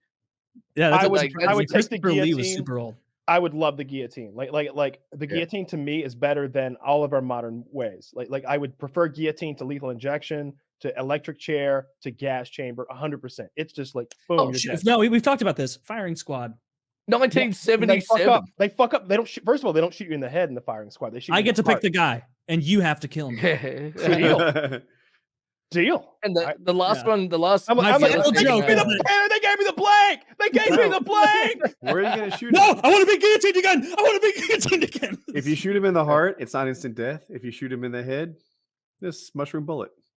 Yeah. Just well, by the rules of modern society, you can walk free. I was just watching a whole documentary about executions. Not documentary, YouTube video. Same thing. And they were talking about this guy in England who was convicted of murdering this wealthy lady, and he was sentenced to hang. And so they put him on the platform, and they test the platform. Everything's working. They put him on the platform, noose around him and everything. They pull the switch, and nothing happens. And they can look, and they can see the rods are being drawn back. The trap door should be falling, but it won't. And so they're like, fuck. So they walk up, and they're doing that cartoon shit where they're like jumping on it next to him, and still nothing happens. You know, it's like a Looney Tunes bit. And the guy's just sitting there, bag on his head, noose or head in a noose, and just nothing's happening. So they pull him off of it. They pull the thing, trapdoor falls. They're like, all right, reset it. They put him back on there. It won't go down again. They're like, all right, go back to your cell. They work on it for a while. They get hatchets out. They cut. They think maybe the rain made the wood swell. Yeah. They cut some wood, the excess wood away. Clickety clack. It's working now. Bring him back out. Still won't work. They're like, all right, we got to put this off. We're gonna have to really fucking rethink this whole process. And the judge is like, what you've done to this man is cruel and unusual. They brought him out there and tried to kill him for 3.5 hours. I'm commuting his sentence to a 25-year in prison sentence. And he does his 25 years, and he moves to like Milwaukee out here in the U.S. Back from England, abandons his wife and children. Wasn't a good guy. I mean, let's be real. Well, clearly, he probably killed that woman too. But he lived out the rest of his days here in the U.S. In Milwaukee, man. I believe it was Milwaukee. Story would be better if it was St. Louis, where his descendants carry on today. Yeah. Taylor's ancestor. Yeah. That's Lenny the Head Morrison. The Head. I looked at this guillotine thing. The last one was in 1977. So, like, Woody, you're alive. The last time I was, yeah. Oh, no. 1977. Gee, it seems weird. What country was it where they did it? Is it France? Of course. They love that. They invented it. Part of their history. It makes sense. Yeah. Not a bright part of history. Well, it depends what side you're on. I mean, the French Revolution was a pretty big deal. You know, it swept Europe. But no, I would definitely pick the guillotine. It seems so quick and painless. And like all of our modern methods seem so fucking scary. I watching that whole YouTube video. They were talking about this this black kid who was convicted of murder and sentenced to the electric chair at like 16, I think. And I guess that they like to torture him. They didn't turn the power up all the way, so he's just like wow. Yeah. He survives, and they're like, what was it like? And he's slow. That's the other thing. And he's just like, they was all these colors, just like in a rooster's tail. And everything felt tingly. I don't know if you've ever seen a rooster's tail, it's iridescent. It's kind of like oil and water on like a parking lot. You know, it's like that shimmery iridescent look. All these colors, like a rooster's tail. And I'm reading this like, oh, you poor simple man. and like, and it sounds like Green Mile. It is exactly like Green Mile. Yeah. But they got old Sparky fired back up, and they sent him back in there eventually and killed him. I think he was 18 by the time they finally got it right or wrong, however you look at it. I hate it when they kill kids. Well, you know, better them than us. Why looking at it? I don't know. It did. I never killed anyone, but I was a particularly dumbass as a young guy, and it's like, you know. Like you can't judge a guy by who he is at 16.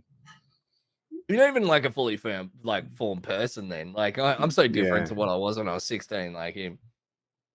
Yeah, and they had framed this kid. He hadn't done anything. No, is that part true? Yeah, because he was convicted of the murder of a pharmacist he had worked for, and everyone said that they got along well. They couldn't understand it. So like months and months after the pharmacist had been like the pharmacist was like shot and robbed.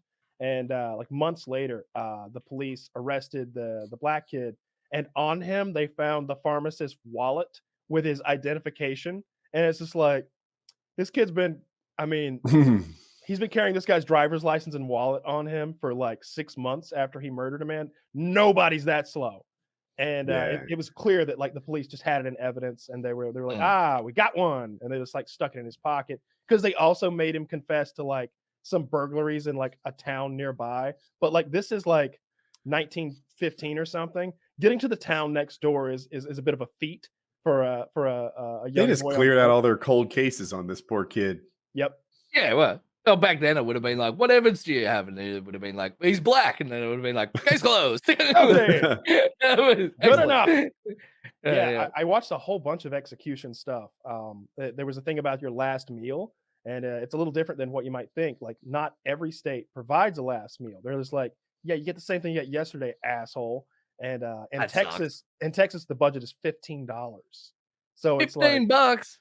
But it's still going to be better than what you've been having. You can have bacon and eggs or something. You know, I want like a grade 5 like Kobe steak or some shit like that. Right. Yeah, there's this old country song where the guy's like singing about what he wants for his last meal, and it's all this stuff that's impossible to get. He's like, I want the rear hind leg of a black giraffe, fried over easy, but not too greasy. And he wants like a newt's eye, and like it's, the whole song is like impossible things to get. He's like, I'm ready to go, Warden, but let me have my last meal. And like every line is just a more ridiculous thing that's going to be impossible to find. But yeah, I think Florida maybe had $40 for their budget. And then some of the states, it was just like, you name it. If we got it, we'll cook it for you. $40. Come on. Give them a break. In Texas. And then some places, and then some places just don't do it. If I was in Texas, I'd get fast food. You can get more for $15. You can have quite the meal. Yeah, go to Whataburger. What's a crime that you shouldn't get a last meal? Where they're like, you're gonna die hungry. I don't think Cannibalism. Raping a kid. That's good. Sure. That's ironic. That's ironic. I like that. Yeah, raping a kid. I think you should get your last meal no matter what. Why? I don't know. Because it's a decent thing. Yeah. Yeah, but they're not a decent human if they do something fucked up like that. Yeah, but we're not lowering ourselves to that to their level, you know? Like, I am. I'm Speak happy for yourself. I'll do it. I don't give a shit. If they rape a child and we don't give him a free meal, we are not on his level. What if the child was asking for it? What if the child was now cute? you've introduced a new element. Yeah. What was the kid? What was the kid wearing? Them sexy kids, mate. They made me do it. Damn sexy kids. No. Devin Spacey puppy over here. The Epstein defense. The kids are, they got milk hormones and the kids are growing tits sooner than ever and they're too hot. They're eating too much KFC. No. I watched a YouTube video on the guillotine thing and then people still being lucid after they get beheaded. And they had like a guy that did a study on it, and he was holding this dude's like head after it was like detached from his body, and he was like, his study was to like yell this dude's name, and then like apparently like 5 seconds after he was like yelling this dude's name. I assume he was French, so he's just like Jean. And then apparently this guy like opened his eyes and would like focus on him like 5 seconds after his head had come off. You know what's funny? He's like still alive. I presented that as a study to Kyle and Woody at one point, and then they ripped into me for it. And now hearing you say it, I realize how absurd I sounded. Like it is absurd. It's fucking, of course it's absurd. Yeah. How would you know what he looked at me. You're holding his head in your hands, Bob. He can't turn his head. He looks at where. Now he's looking at me. Oh, look, Bob, he's winking in Morse code. Look at him. You like shove your hand up his dirty thing on his tongue. I'm alive. He wants to give you a blowjob, John. Run. Look at him. He's really into it. Get him off me. No. Anybody got any pliers? No one going to stop this? No, really? No, we've got an eccentric executioner, but you're joining in? You are all witnesses. This man raped me. No, it's because they were like he was holding it, and he said that they were like his metric was that like his eyes like focused on him, like he was looking directly at him. But I mean, it's rudimentary. Like this is at a time when they're beheading people. I think we're just like, if I were that guy with the hunch, if I were the guy that's like, I'm gonna prove this, like there's no one watching over my shoulder, I'd be like, he did it. He did. Oh no, he's dead now. He's dead now. You missed it quick. You missed it real quick. You show me next time. I'll do it again next time. Yeah, that shit's wild. I want to read this. Ronnie Lee Gardner, murderer, Utah, 2010 firing squad. He requested lobster tail steak and apple pie with vanilla ice cream and 7-Up. He also requested to watch the Lord of the Rings film trilogy while he ate his meal. I'm not going to lie. That is exactly what I would do. That's some good stuff. Then you could like watch that bit where they're like, the journey doesn't end here. White short. Yeah. The guards out there. It's gonna end for you, Bob. You're dead tonight, though. You're not Gandalf. Gandalf's talking to Pippin right there, who didn't rape 13 people. He's watching the Lord of the Rings. He gets to the end, and they're like, "Do you want to watch The Hobbit too?" No, let's do this. Just kill me. I'd rather die. I want to go out on a positive. It's like as soon as they destroy the ring, it's like, kill me before they go to the rest of it. Kill me on the national climax of the movie, not with the fucking hub in the Shire.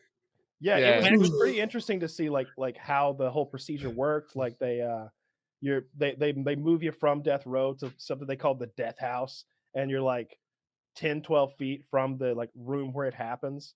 And it was pretty wild. The last meal thing is interesting to me because what if you don't have an appetite? That would kind of suck, right? Like I Yeah. feel like that's what would happen. I'd want like my last meal the night before they kill me. Yeah, it's like, well, he was a simple last meal, 45 Xanax. Yeah, that's really what I would go for. And I'd be like, can I just have like just a bucket load of Valium? That's all I want, you know. Propofol. Now I'm saving you money, saving the state money with my final act. Yeah, my final meal is like propofol and morphine. Kyle, did you want to say something? I was going to say it's very expensive to execute someone. It's millions. I think they said California had spent like $4 billion executing people so far. That's just big government waste. It's inexpensive to they do it in Afghanistan for free. Yeah, I don't know why it costs $1 billion here. They push gay people off buildings all the time. They were just like, they don't know. Yeah, they stone people for being raped. That is their move. But the deal is, if they fly away, they get off. Exposed. All right, it's fair. About the Casey Anthony thing. Oh, okay. Casey Anthony thing. So I don't have TV. I haven't been following it that closely, but I read a survey that said only something like 30% of Americans believed she was guilty, or were convinced she was guilty, or something like that. What do you think, Wings? Have you been following it?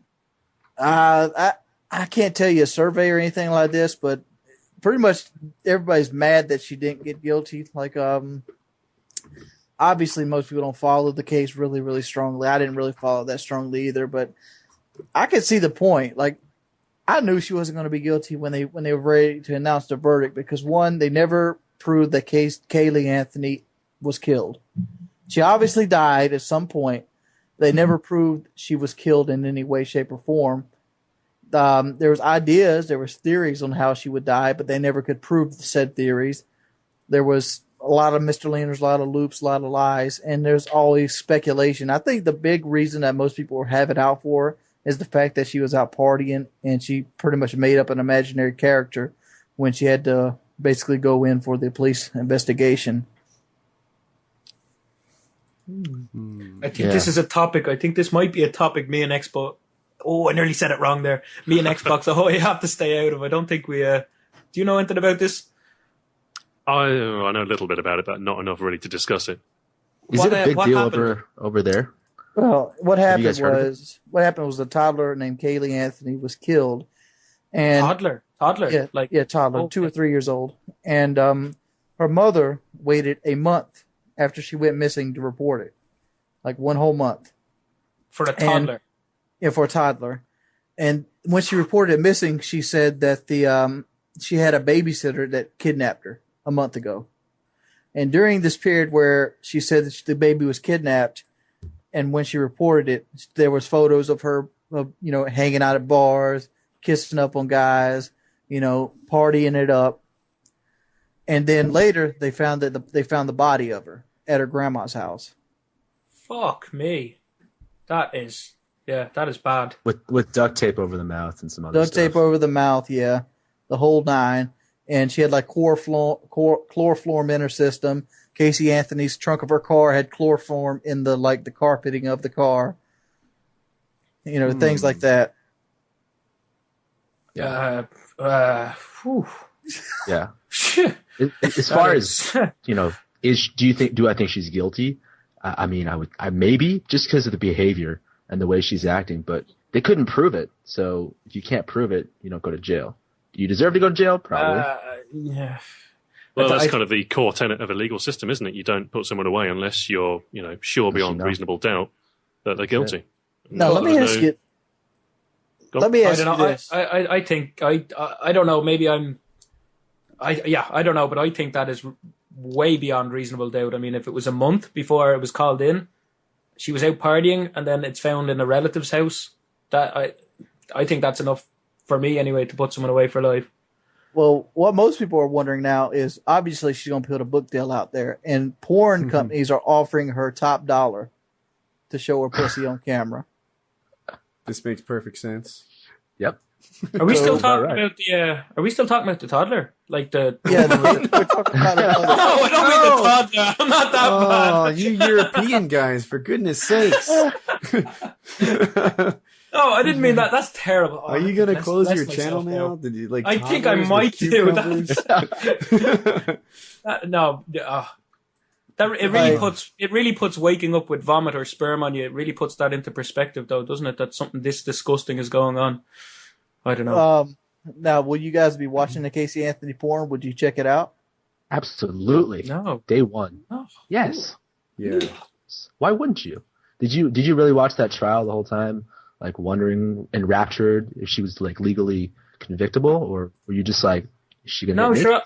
I haven't even seen her. I'm just going on what Woody and Wings have said. That's all. That's all I know about. She's worthy. Yeah, she's hot. Oh, yeah. The stream. Oh, and it has T. Martin's seal of approval as well. So yeah, dude, what else do you need, right? The man. Exactly. Well, I think me and Woody and White Boy talked about this on the trip to L.A. recently, because I was actually sitting in bed and they came in, they're bored.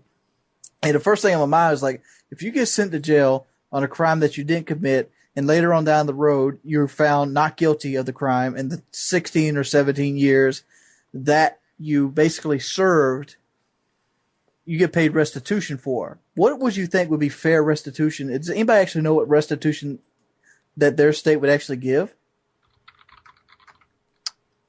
I don't know that you really get paid for being sent to jail improperly. Are you sure about that? You'd have to. It would fit my sense of right and wrong, but it seems like you don't. I'm pretty sure. Pretty sure over here you probably wouldn't get anything. Probably just get like a letter that says sorry. You have to get something. Though. Come on now, if you go to Walmart and they don't loosen a lug on your tire that falls off, they give you $18 million. You're trying to tell me if they go, oops, sorry for taking 17 years of your life, they ain't gonna give you $1? Yeah, I have to go with Wings. You have to get something for that. But Florida's $50K a year. 50, that's cheap as shit. According to Google.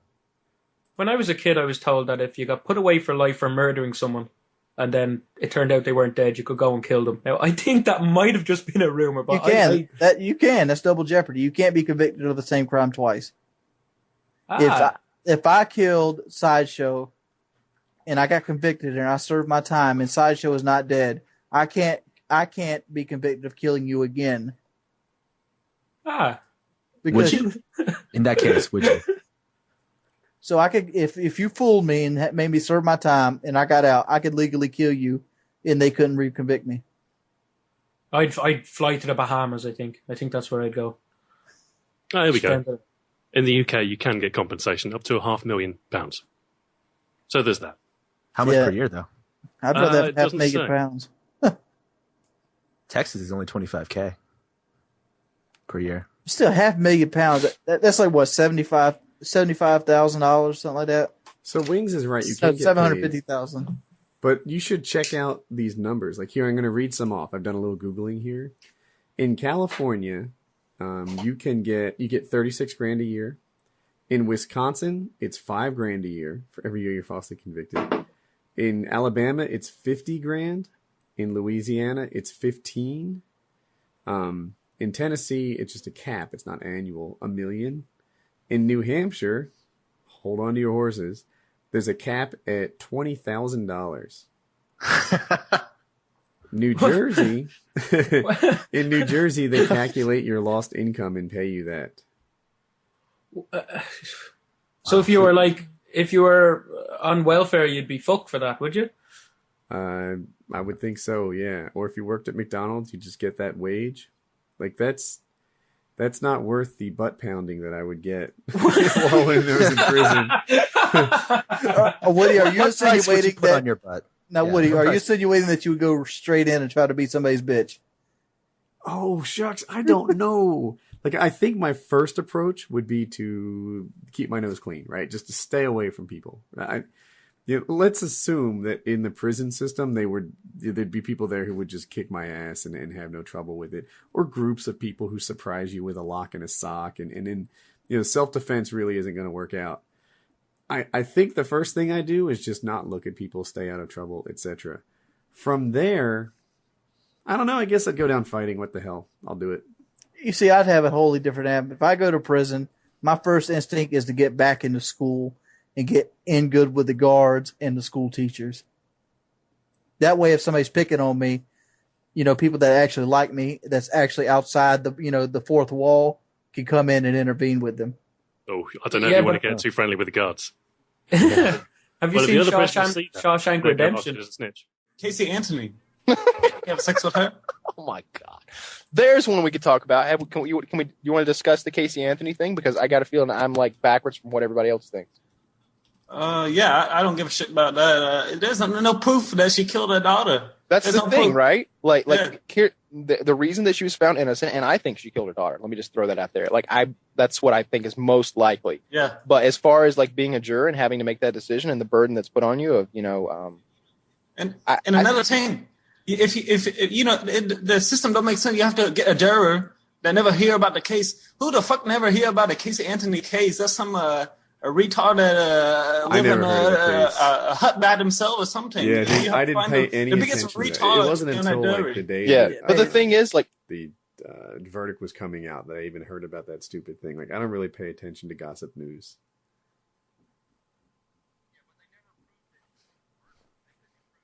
Yeah, but they never proved that she was even murdered. They couldn't even prove that she had actually died from foul play, much less that it was her mother who did it. Now, obviously, it's insane that her mother waited 30 days to call the police.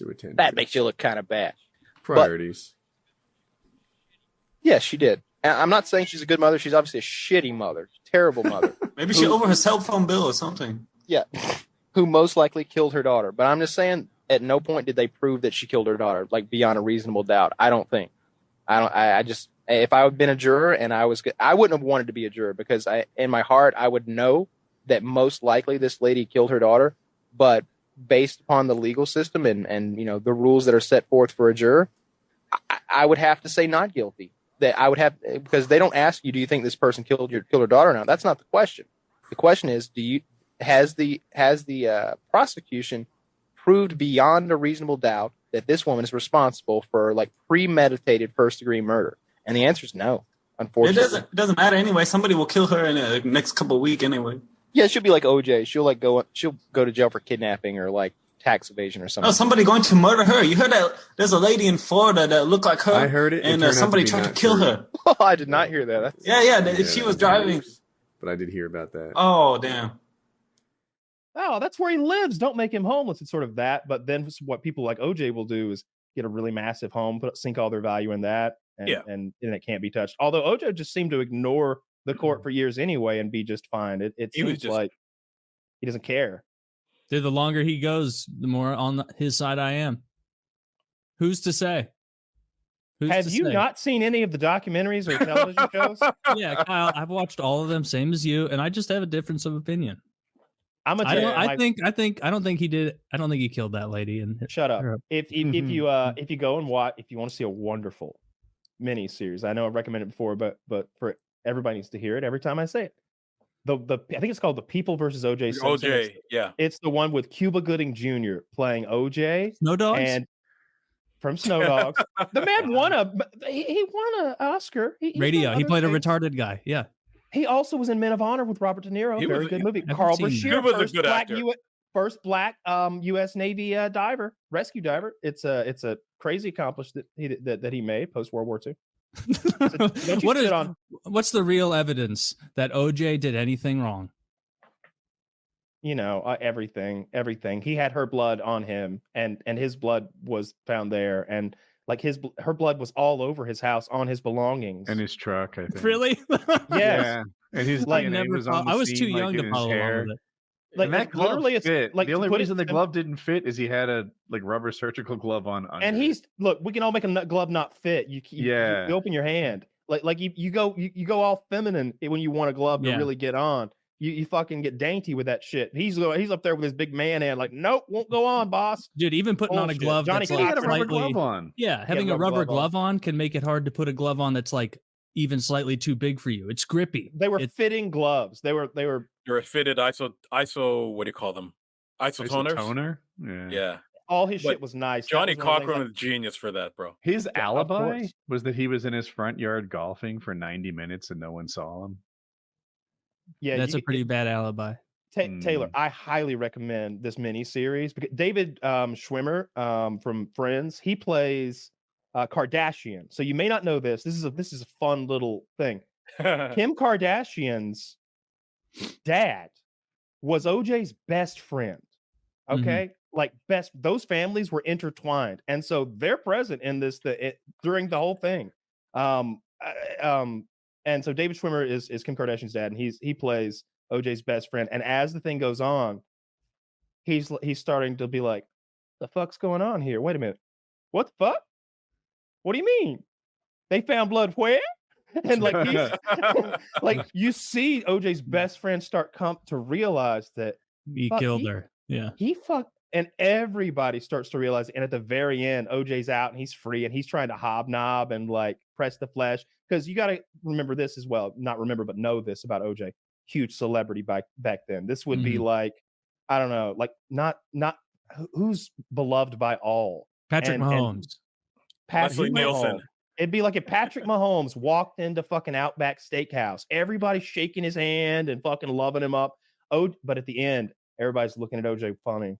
All them white people, especially, those were his buddies. Like, I don't know if I can be seen with you anymore, Mr. James. Mr. James, it's the huge amount of blood all over your things that's what. It's upsetting the customers. You're wearing the gloves, sir. Yes. Imagine Tom Brady, like that level of fame, after football started making movies. Yeah, that's how famous OJ was. Naked Gun series. He was doing TV commercials. It was those insurance commercials. He was like the Allstate man. He was on all the fucking time. It wasn't Avis? And car rental? Oh no, I'm just saying like. Okay. I don't. Nobody knows what Avis is. I'm saying like today you have the Allstate man. Like I know that guy when I see him. Or like J.K. Simmons with the other insurance place. Yeah. He was like a household name and a nice guy. And he'd always had this. I don't know how to put this, but he was not going to stand up for black people ever.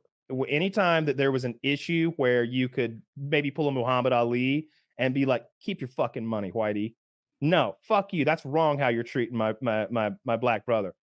OJ's what did he say? I'm not black, I'm OJ. That's a direct quote. Yes. That's what Jay-Z even said that in the song. That's a good fucking song. Yeah. That's a good fucking song. It was so legit back in those days. Yeah. I listened and then you have the rumors that Khloe Kardashian looks like OJ too, right? So it's like that's how Khloe Kardashian is 100% OJ Simpson's daughter. OJ was boning his best friend's wife. Look at that bitch. She looks like she could run for some yardage too. All right, the rest of them before the plastic surgery. And the crazy thing is the rest of them. Bruce Jenner is the other super athlete who was Kris Jenner was hooked up with some of the most athletic supermen of her time, I guess. But yeah, OJ did that shit 100%. Taylor, it's like not even questionable. It's so crazy. All right, so here's the conspiracy theory that I could buy a little bit. Never will you convince me that like, oh, it was just crazed killers in the night. You know how it is over in the richest neighborhood in America. No, I could believe that OJ's son had seen enough, had enough of his dad's name being dragged through the mud, had enough of his mom blowing Jewish waiters in his daddy's house, and he was going to put a fucking stop to it. And he went over there and did some shit, and OJ showed up, or maybe he goes back to OJ. He's like, "What have I done?" And OJ's like, "What did you do?" And they stuck everything together with glue, and OJ paid the lawyers, and he said, "I'll take the bullet for my son if I have to." You'd like to believe that about the juice. You'd like to, because man, he could run. We looked it up. Those yards, no one realized how many yards per game that man was getting until we fucking looked it up. And then I understood a little bit of how he got off too, because I mean, it's just unfathomable. Have you seen the Family Guy episode where they make fun of it, where like OJ comes on as a character? Obviously, it's not actually voiced by OJ, but the whole time is like a redemption arc for him, where Peter's like, "Oh wow, I guess he's not so bad," or whatever the fuck. And at the very end, like OJ's like talking to the whole town who came to storm the Griffin's house and be like, "We want him out of here," and he's like, "I've made mistakes, sure. Who among us hasn't? But to say I've done that, it's egregious." And everyone's like the almost Simpsons end of the episode where everyone kind of learns something. And then in like the last 2 seconds, there's a blonde woman standing next to him, and he goes, and stabs her to death, and then runs away. And Peter's like, "I guess he did it. Yeah. That's hilarious. I gotta look one. that up It now. catches you off Family guard. Guy has some snarky, like quick humor sometimes. There was one recently where this lady smoking at the bar, and the guy comes up and he's, I'm sorry, ma'am, you can't smoke here. And she goes, I'm transgender. And he goes, oh, well, then carry on doing whatever you want. Yeah. Part of OJ's defense was that he didn't have the athletic ability to best a woman in hand-to-hand combat. He said that his knees were too beat up. So the prosecution put on an exercise tape in VHS that he had put out like a month before the thing of him doing jazzercise. Not only that, That's a not only terrible did they, defense. That's literally unbelievably it gets bad. worse. It gets worse. You know what else he did? So the jazzercise thing was a little older than a month, maybe a year, but a month before she was murdered, he was taking part in a knife combat class for a movie. It was I've never heard that before. Practice what you preach. It was like a knife combat method class actor. he Have took some for some respect. sort of for a movie role or something like that. You know, they thought of him for the Terminator. He was one of the 4 or 5 names. Yeah. And one of the things they said is like, come on, he's too likable. Yeah. I finally settled on something I wanted to do, and so my degree for that shouldn't take me too long with all the classes I've already completed, and I should be able to start that within the next year and a half or so. What will your major be? Criminal science and crime scene photography. Really? Wings would love that. Yeah, I would. Man. Anything that involves dead bodies. Oh God! You just by serial killers and dead bodies. I don't know what it is, but if I could make a living doing that for the rest of my life, I think it would be awesome. Who's your favorite serial killer? Ooh, God, that's really difficult. I used to have a whole list of my favorite ones set up. God, I got mine. Why would you have that? You guys have favorite serial killers? Harry Holmes. Harry Holmes? Yeah. What did he do? He killed people at the World Fair. that is awesome. What he'd do is he ran a hotel, and he'd invite these rich ladies and men into this hotel because it was right there off the World Fair when he first started in Chicago. And he would suffocate them in the rooms. He'd lock the door had like an automated lock, and it would seep gas into the room. And then when they died, he'd drop them in a vat of acid in the basement and then sell their skeleton to the Science Museum. This was in 1890s, so there were no forensics back then. So they got a skeleton, they didn't ask questions. They just gave him $200, which was a lot of money back then. Wow. And he took the personal money they had off of them. He ended up killing I think 30 people. See, I like Sagawa. He's kind of like the godfather of all cannibal killers.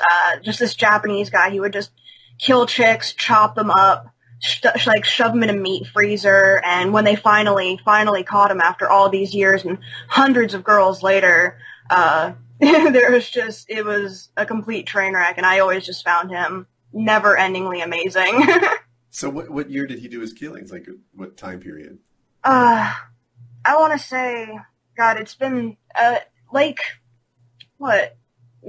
was in the, maybe 1960s to the 1980s. Okay. So not too long ago, but most people don't seem to know about him, like he's no Ted Bundy or, Gacy or, Dahmer or anything like that. Yeah, Kyle, do you have a favorite serial killer? Who was that one guy who would kidnap the children and eat them? That would be older guy. He was like an old Gacy. Guy. No, this was an older guy, and I remember one he story. was a clown. This one guy. Oh, you're talking about Albert Fisk. Yeah, that guy. Albert Fish. Yeah. Albert Fish. You people that guy are was sick up. and wrong. I'm like, who's my favorite serial killer? I don't know. Maybe Dexter? Oh, we're naming Albert Fish, son. That's the Westchester. That's the Westchester werewolf. Yeah, Albert Fish was a pretty fucked up dude. Yeah, he was. He had like 48 pins in his hips where he did insert his pins and needles into himself. Yeah. He would take alcohol-soaked cotton balls and put them in his ass and light them on fire. That dude was hardcore. You ever meet that guy that you don't want to fuck with?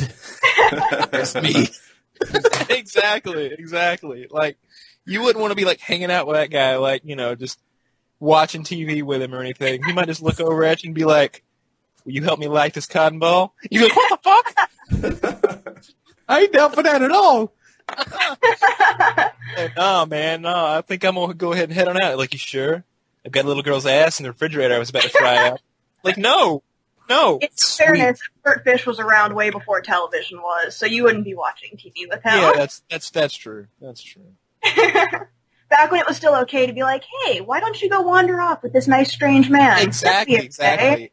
We went to this house, like, and he was originally there for the son, but he noticed the little girl, and he told the mother, he's like, my granddaughter's having a birthday today. Why doesn't she come along with me and she can come to the party? And the mother's like, yeah, take my little girl. Like, to a complete stranger. Yeah, best course of action there. You know, I've always bothered about serial killers. Just the ones like John Wayne Gacy. They would get the little boys to paint with him, and then he'd like. Hold on. Your problem with serial killers is that they're attracted to other men. Yes. I have a problem with the. Courtney, I don't. I was going to say, I would think that. Gay men are probably like a poison to your industry. You must. Gay men love to be dressed up in women's lingerie, told what little bitches they are, and be fucked in the ass with giant strap-ons. They actually probably make up 60% of my caller inventory. No way. I kid you not, and I can guarantee this without a shadow of a doubt. At least 80% of them are married with children. This is awesome. In my years in this line of work, I have definitely noticed that 90% of like the gay guys that call me are all happily married with children, and they just can't tell their wife this, but they really secretly dream of me setting up a Craigslist gangbang and sitting there and laughing at them and telling them what little bitches they are while they just get railed by numerous men. So Woody. Yeah. Courtney, you're blowing my cover here. Come on. So, Woody, is there something you'd like to tell us? No. Oh, man. We've used this question on PKA before, but I want to know your answer. If you were to murder someone and get away with it, what would be your tactic? Plan the perfect murder. This is interesting. Here's what I would do. I'd break into his house and put antifreeze in his milk. You put a really bright blue liquid in his that wouldn't white work. liquid? That wouldn't work? Oh, no, wait. Most likely he'd take a few sips, realize that it wasn't milk, and it was actually a greenish-hued antifreeze. No. And then he'd have I can totally see this scene, right? Like, Wings is trying to kill some guy. The guy, like, tastes his milk, and he's like, honey, I think this is bad. You have some. And then she tastes the milk. The whole family. I'm pretty sure antifreeze is a lot stronger than that. The kid is like, I want to try it. All right. I'm just saying like kill this. a whole Like I've seen family because antifreeze he eat through. didn't know I've the guy seen was antifreeze eat through concrete. I'm sure drinking some of it would kill you. Antifreeze doesn't eat through concrete. I don't It know. does. I spilled lots of it. Stuff. Huh. Like I've never. You have to if drink you take quite a bit a of if you it to take a 100% antifreeze, pour it on concrete, come back the next day, it would have ate right to the ground. I've seen that happen. You can't tell me that's not a lie. The thing is, I've done that and it hasn't happened, so I don't know how to resolve our difference there. I'm gonna have to go get it and try it You know now. what it sounds like, Woody? It sounds like a YouTube video. Dude, worst YouTube video ever, right? Like, watch me pour antifreeze on the ground, and then like tomorrow it just evaporated. And it's like, all right, shucks. Sorry, guys. It's a lot like water, because that's my. All right, I'm gonna say some evil fucking shit right here. Why don't you put milk in his antifreeze, I know and then antifreeze. he'll get milk when he's trying to. I don't know the scale differences, but like I know people that put antifreeze in like milks of cat, like cat milk. Oh. And like feed it, kill all the cats that come to his house. Yeah, I've heard of that from an accidental standpoint. Like if you leave antifreeze out, that sometimes cats or even dogs will come along and taste it. And I'm told that antifreeze used to taste good.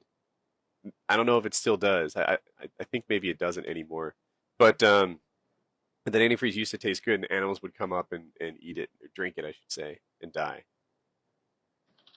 So But Wings, usually like you have some really like intense methods of this like vengeance seeking. Yeah, You know, like, why so? We're like, trying calm? to kill somebody and get away with it, though. Here. See, but normally you're like, here's what I'm going to do. I'm going to go to his house. I'm going to make a spear out of ice, and I'm going to stab him with it, and then the murder weapon will disappear, and I'll feed the body to the hogs, and then all of a sudden, like, you have this, like, elaborate plan, and then I'm going to... Yeah, Wings is like, I'm going to beat him to death with the broken dreams of his friends and family. Like, that's always how it is. But this time it was just so much more tactful. Threw me for a loop. Well, you asked me the question, like, if you want to get away with it. The best way to get away from it is to make it look like you're not doing it. For example, you break into his house, you take some shit, and you spike some of the stuff in his refrigerator with some sort of poison. He comes in after he cleans everything up, pours him a glass of milk, drinks the glass of milk, and all of a sudden he dies in his sleep. Taylor, what's your method for stab killing him someone? with an icicle. That seems like a good way to get away with it, right? I just said that happens that. in movies. Yeah. You did? Oh, I didn't even hear you. Like 20 Damn it. seconds ago. Yeah. You need another one. All right. I gotta think. Here, how about this, Taylor? You knock on their door, then you take one of those fucking tanks where they have the air gun, like they use to shoot cows in the head. You put it on the little eye thing of the door and hit it as soon as you see him. Honestly, I would just fill a That's no syringe country with for old air men. and then stab him in his carotid artery. Did you say fill a syringe with air? Yeah. No way a Make syringe bubbles of and- air will kill someone. Yeah, It will. What? Are you kidding? Air in your That bloodstream? Yeah, you're dead. A little air? Like a A syringe? tiny bit of air, a tiny little bit in your bloodstream. You're dead. Google.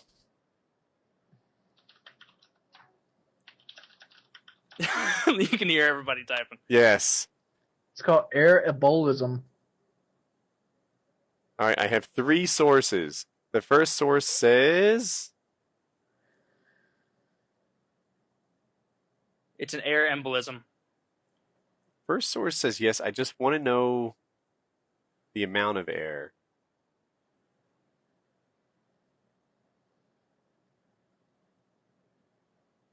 Yeah, it has to be like a large bubble of gas, which I'm sure that would be enough because I've seen plenty of movies where people have killed people that way. There's actually a nurse that would kill people that way. Yeah, I actually have read about suicide her. nurse. 300 Yeah. milliliters can be lethal. But you need a what's bicycle pump. What's a syringe? Like 500 milliliters? No. Bigger than that. Syringe is bigger than that? No. They're saying you need a bicycle Okay, pump. like there are huge syringes. I'm thinking like a fat ass, almost like turkey baster sized syringe that I'm just gonna jam in there and be like, oh, like. All right, the not a second little one syringe. says it's a myth with some exceptions. I remember as hearing as a kid that a single bubble would kill you, and that's not the case. A small bubble in your vein is not harmful. If you send a large bubble to your heart, it can create an air embolism. Airspace takes up an enclosed area like a blood vessel. It can prevent blood from getting past it. But even then, it may not kill you. It may cause an infarct, which sounds silly, but it's actually serious, I assume. Well, yeah, but if I stabbed him right in his carotid artery, like that's it, you're done. Like a decent sized bubble in the vein that provides like Would Anybody immediately wondering- break up anybody into wondering- smaller bubbles. A medical grade syringe is 5 milliliters. And what is a turkey baster? I'm going to go ahead and say that's enough to kill you. Out on a limb. I don't know. Somebody's telling me I should put antifreeze in Gatorade so it masks the taste. I think my wife is watching the show. Jackie, send me a text if you're watching Painkiller already. She says I'm scaring her. Perhaps it's all this murder talk. I'm trying to look up how much air it takes. Here's a good question. What could you put in milk that they couldn't taste but would kill them almost instantly? Cyanide, arsenic. I guess cyanide would be the best thing. Didn't they used to take pills for that, like suicide capsules in like World War I or II, or if you got captured, Yeah, you take cyanide one? capsule, yeah. Yeah, and those were pretty small, and I mean that doesn't take much. All right. How about I just pour some Zyklon B down the throat? Come on now. Just go pick some of that up from the local, store. Where's your The local Zyklon B? Nazi propaganda shop. So here's Where's your name brand Zyklon B? Here's your non-answer, Taylor. They've done experiments in animals, and it shows that the amount of gas necessary to create a deadly air embolism is quite variable. And it depends on other factors such as body position.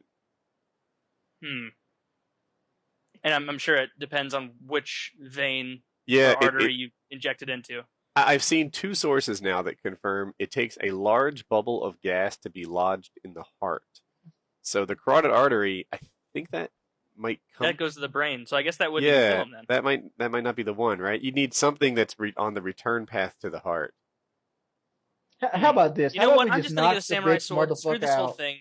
I'm gonna get a samurai sword, or you know what? Hell, I'm gonna buy a bunch of freaking lawn darts and then come in, throw in like a goddamn lunatic. You know, no tact, no discretion, because we've already, established the presupposition that we are not gonna get caught. So it's gonna be a scene. It's gonna be a massacre. I thought this through. What I'm gonna do is I'm gonna take a skill saw. I'm gonna cut a hole in the garage door, knock the motherfucker out, put his neck into the garage door hole, and then just make it go up. There's Wings. There's Wings. There you go. I'm going to take my mag light, bash his teeth in to prevent the police from identifying the body. I'm going to cut all his fingers and toes off. And just start throwing him out the Ted window while I'm Bundy driving home. is freaking, I'll let in him hell right now. I'll let him bleed out in the pig pen, and the hogs will eat his dead body, and they'll never catch a print from me. What could go wrong? Another way you could do it. Get a nice piece of chain link fence, and then take a nice couple pieces of something to weigh it down, like a couple rocks or a couple weights from Walmart or somewhere, and to weigh the body down. You put the body in between the chain link fence and drop it in the river, and that chain link fence will keep it down. And over time, the water will like erode the skin away, and it will pop up, and the little feet. The fishes will eat the pieces of skin that are popping it through the chain link fence, and eventually the skeleton will stay down at the bottom until the only way you can get rid of that is to drag the river. They only drag the river if they have probable cause. And I present to you the return of Wings of Redemption. Dude, Wings, what the fuck, man? Well, the body bloats with gas and naturally wants to rise to the top of the river. So when the body bloats with gas, it's going against the chain link fence, which is eventually going to cut it in two. No, I can hear you. That is just so remarkably specific. I imagine you, like, after you're done with your daily commentary, sitting in your room, like, with a huge notebook and just crumpled pieces all about. And, like, as you write these plans, you're like, oh, no, that won't do. And, like, just summoning more and more demented, ridiculous things. It's good, though. You should do a whole series on these. Because these are things I could never even think of. I would never even imagine that. You would be a good murderer. He may be a good murderer, and you don't even know. Hell, if my channel goes down, you may. It's good murderer. All right, new question. Kyle, you have a full professional kitchen at your disposal, all right?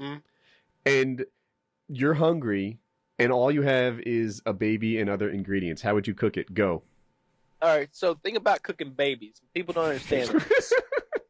It's a small animal. Think of it like a suckling pig, okay?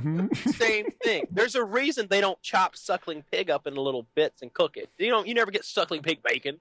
No, you gut the motherfuckers. You want to gut the baby, get all that stuff out of there. The thing about babies that's good about cooking them, you ever hear that like baby poop doesn't smell? That's because the bacteria hasn't had time to like germinate in there. It's not gonna smell. You want to gut your baby, and they're hairless anyway, unless you got one of those like furry babies, which is gross anyway. Those are cheaper to do. And you just want to take a spot, preferably hickory. Hickory gives you a good flavor, and you want to go. You want to go ass to mouth on the baby. All right, straight up your ass to mouth. Kind of like so you're gonna like cook out barbecue this baby. Yes, you're gonna put him on. You're gonna roast the baby on a spit. Right. So So you're gonna want to like brush it down with whatever sauces or marinades that you feel are good with baby. Personally, I like something like I don't know. I want to get my cedar in there. I want to get that roasty smell, but also get some barbecue going. Barbecue good baby. oak wood. Yeah, yeah. You want to get, and you just want to turn him on the spit till he's golden brown, and it makes one hell of a presentation when it's got an apple stuck in it. I'm going to go a different way in this question because he didn't specify how long we have to cook a baby. How about I just sell the fucking baby and go get some McDonald's? No. The thing with me is the only babies I've ever eaten are in like survival situations. So like you, I gut the baby, right, skin it, and then you're left with something like a big rabbit. And from there I fry it on a pan or whatever I can find. Sometimes in a survival situation, there's always trash. So you can get like a can of beans that's like empty and already eaten. That can be your cooking container. Fry it up, eat your baby. You're good to go. That sounds delicious. Yeah, it's well. I guess the question was full kitchen at your disposal, but I've just never Full had a full. kitchen. Yeah, when I eat babies. Hex, what do you got? I'd rather if I was gonna go that route, I'd rather drink the baby. So drink the baby. Oh. Just down the blood. Just put them in a blender. Yeah. Put 'em in a blender. Some of that sauce, some of that Jack Daniels, just mix it up. That way you can get drunk and immediately forget about what you just did. Now, like when you, I don't know. I think that's as far as I would take it. Just I would rather drink it and get it over with because I don't know. My cannibalistic ways are long behind me, so I don't want to. I always heard that the back is the best part. The baby's butt? The baby. The baby back rib? In the back, like the back where near the shoulder blades, sort of the most tender meat. Oh my god. Big. And then you get the butt is the next part. I'm taking this straight from Albert Fish, so he ate like 3 or 4 motherfucking babies, so he's more experienced than I am. See, this is good baby eating material right here. Wings thought about this, and he went straight to the only person he knows who's ever actually eaten a baby, Albert Fish, who was a serial killer, old school. This was 1908. This is the reason why your mom doesn't like letting you go out late at night or like letting you go off. That whole thing. Don't talk to strangers. Mm-hmm. Albert Fish is the original stranger you don't talk to. He went to this lady's house and basically started talking to her and basically said, "This is an older gentleman, 65, I'd say," and he's like, "My little granddaughter's having a birthday party. Perhaps your little girl would like to come." And the mom's like, "Oh, of course she would." Damn straight. The stranger who then eats her and sends her a letter later on about how her ass was delicious. Oh, he took her to an abandoned house and he had paint cans prepared for her. So he could cut her head off and like drain her blood into the paint cans. He gets naked beforehand so he doesn't get on any of his clothes. Because he had these special tailored clothes. He's a real fuck up too, because he'd like take these long ass needles like they do for like, spinal taps and shit and drive them down into his hips. Yeah, he was a weird guy. Painkiller already screwed up, man. I thought he was injecting the marinade into the baby with those needles. No. He injected himself with the needles because he enjoyed pain. Yeah, they like X-rayed him at one point, and he had like all this stuff jammed up into his. It wasn't just his hips; it was like his whole crotch area. And I'm not talking about like his dick. I mean his crotch area. Like that whole area, like around the where your legs and your waist meet. Like that whole area, he liked to like stick stuff in, like needles and. Yeah, it's kind of like the 80s and 70s where they take the gerbil and stick it up their ass and smoke weed. I've never ever heard of that guy eating a baby ever. No, so I'm glad I came on here so I can have nightmares. I know about it. We had to write about a serial killer in high school, and my buddy picked that one like a fucking weirdo, and he was fascinated by it. Yeah, it was weird. Oh man, dude! Like a show ago, you were asking me about a show that I was mentioning. A show before that. And the show that I really, really liked on Netflix, I thought was one of the best shows. It's Mindhunter. It's Mindhunter. I thought long and hard about what I could have been possibly talking about, and it's definitely Mindhunter. You will love that. Incredible acting, a great based on true life. Thank you. Story. It's the origination of the field of criminal. What do you call it? Psychology, like a criminal profiling, maybe. Profiling. It's the origination of criminal profiling. It's the first guy who was like, why don't we go to the prison and talk to people who we've caught and ask them why they do the things they do? And his bosses are like, that's crazy. What could you ever learn from that? And he's like, well, we'd learn what made them do it. And then we'd be able to predict why people do the things they do. And if we found the first body, we'd know maybe how to catch that guy. He's insanity. He's like, well, I guess I'll have to do it on my own time then. And so he does. And so it's these 2 FBI agents going and sort of like solving murders and also like interviewing criminals in the prison system who are really well acted. But you also get like this FBI agent's like private life with his like hot girlfriend and like all the stuff that's going on there. And you get to see like the FBI at a very juvenile stage. It's very good. I'm eagerly awaiting the second season of it. It was first season ends and you're like, oh, but I want more. Oh, I need more of this. That was amazing. I need more. It's very good. Mindhunter. But why? I need these anyway, even if I don't pull the tooth. Right? Man, if I ever get to serial killing, this is something I'm going to need. That's good thinking, Taylor. It is. It's more than just. Speaking of serial killing, have you seen Mindhunters on Netflix? I haven't yet, but I've heard it's great. Dude, check that out. There's 2 seasons of it now. Very good stuff. Ed Kemper interviews. It was good as season 1. I wouldn't say so, but it's still very good. I just did. It's in Atlanta, so maybe you'll appreciate it more than the average viewer. They go down to Atlanta, and I didn't even know this happened, but in the late 70s, which I think is the right time frame, like the time frame of the show, there was this series of child murders here in Atlanta. And I think 27 children were killed. Damn. And they caught a guy and they charged him with 2 of the adult murders, but they never directly linked him or charged him to the other like 25 child murders. These young black, mostly boys, age like 9 to 14. But even the 14-year-olds were like sort of prepubescent. They all had the same look of like a younger boy, and they were all like murdered and dumped here in Atlanta. And they never solved the crime. I guess that's a bit of a spoiler for the show, but it's kind of like it's real life. It's what actually happened. So I was shocked that they never solved the fucking crime when I got to the end of the show. You know, it's pretty interesting. And of course, they don't just focus just on those crimes. Right. They're still doing like the work of getting their analysis program up and running and getting the FBI to accept it. And they interview Charles Manson. They interview a couple of other criminals. It's good. Season 2 was good. I liked it. Season 1's excellent. Yeah. You don't deal as much with the guy's personal life anymore because season 1 had a lot of him and his girlfriend, and I didn't like that as much.